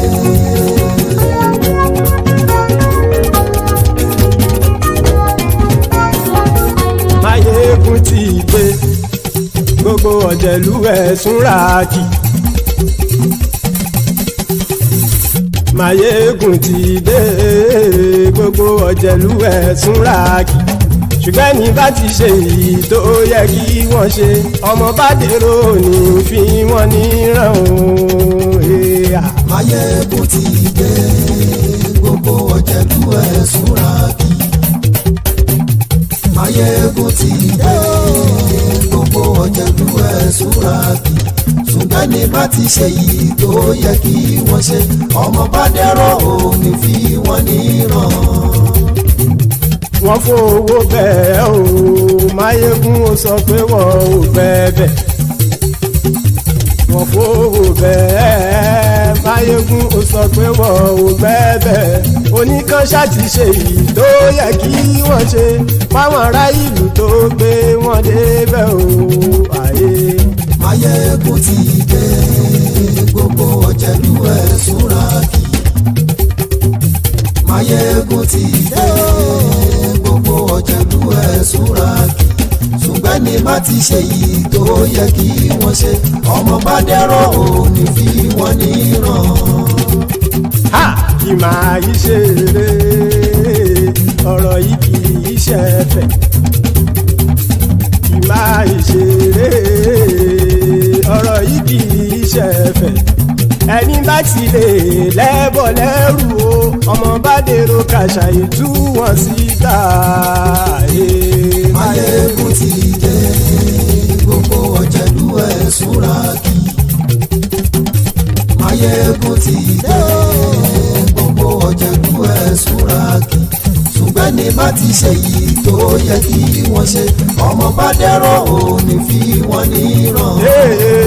Tẹnitẹni ọmọ Máyégún ọ̀rẹ́ ara ìlú mọ̀mọ́ ni ó fọlọ́run ṣọ́ ẹ̀ bá kìlẹ́bù lóòótọ́ olódodo ìlú ọ̀tá ìlú mọ̀mọ́ ni ìwọ ṣá máa ṣọ́ra kò sì mọ́ bẹ̀rù bọ́tà ń lè rí bóníṣègùn lé káwọn mọ̀mọ́ fi ṣera wọn ni ó ti dẹrùn tí wọn ò gbọ́dọ̀ sì mọ́ bẹ̀.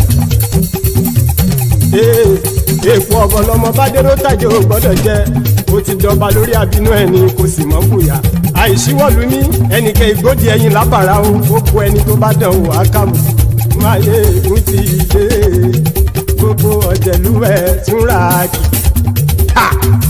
Máyégún ti dé gbogbo ọ̀jẹ̀lúwẹ̀ túnra kì o ẹni bá ti ṣe yìí tó yẹ kí wọ́n ṣe ọmọ bá dèrò òní fi wọ́n níran o.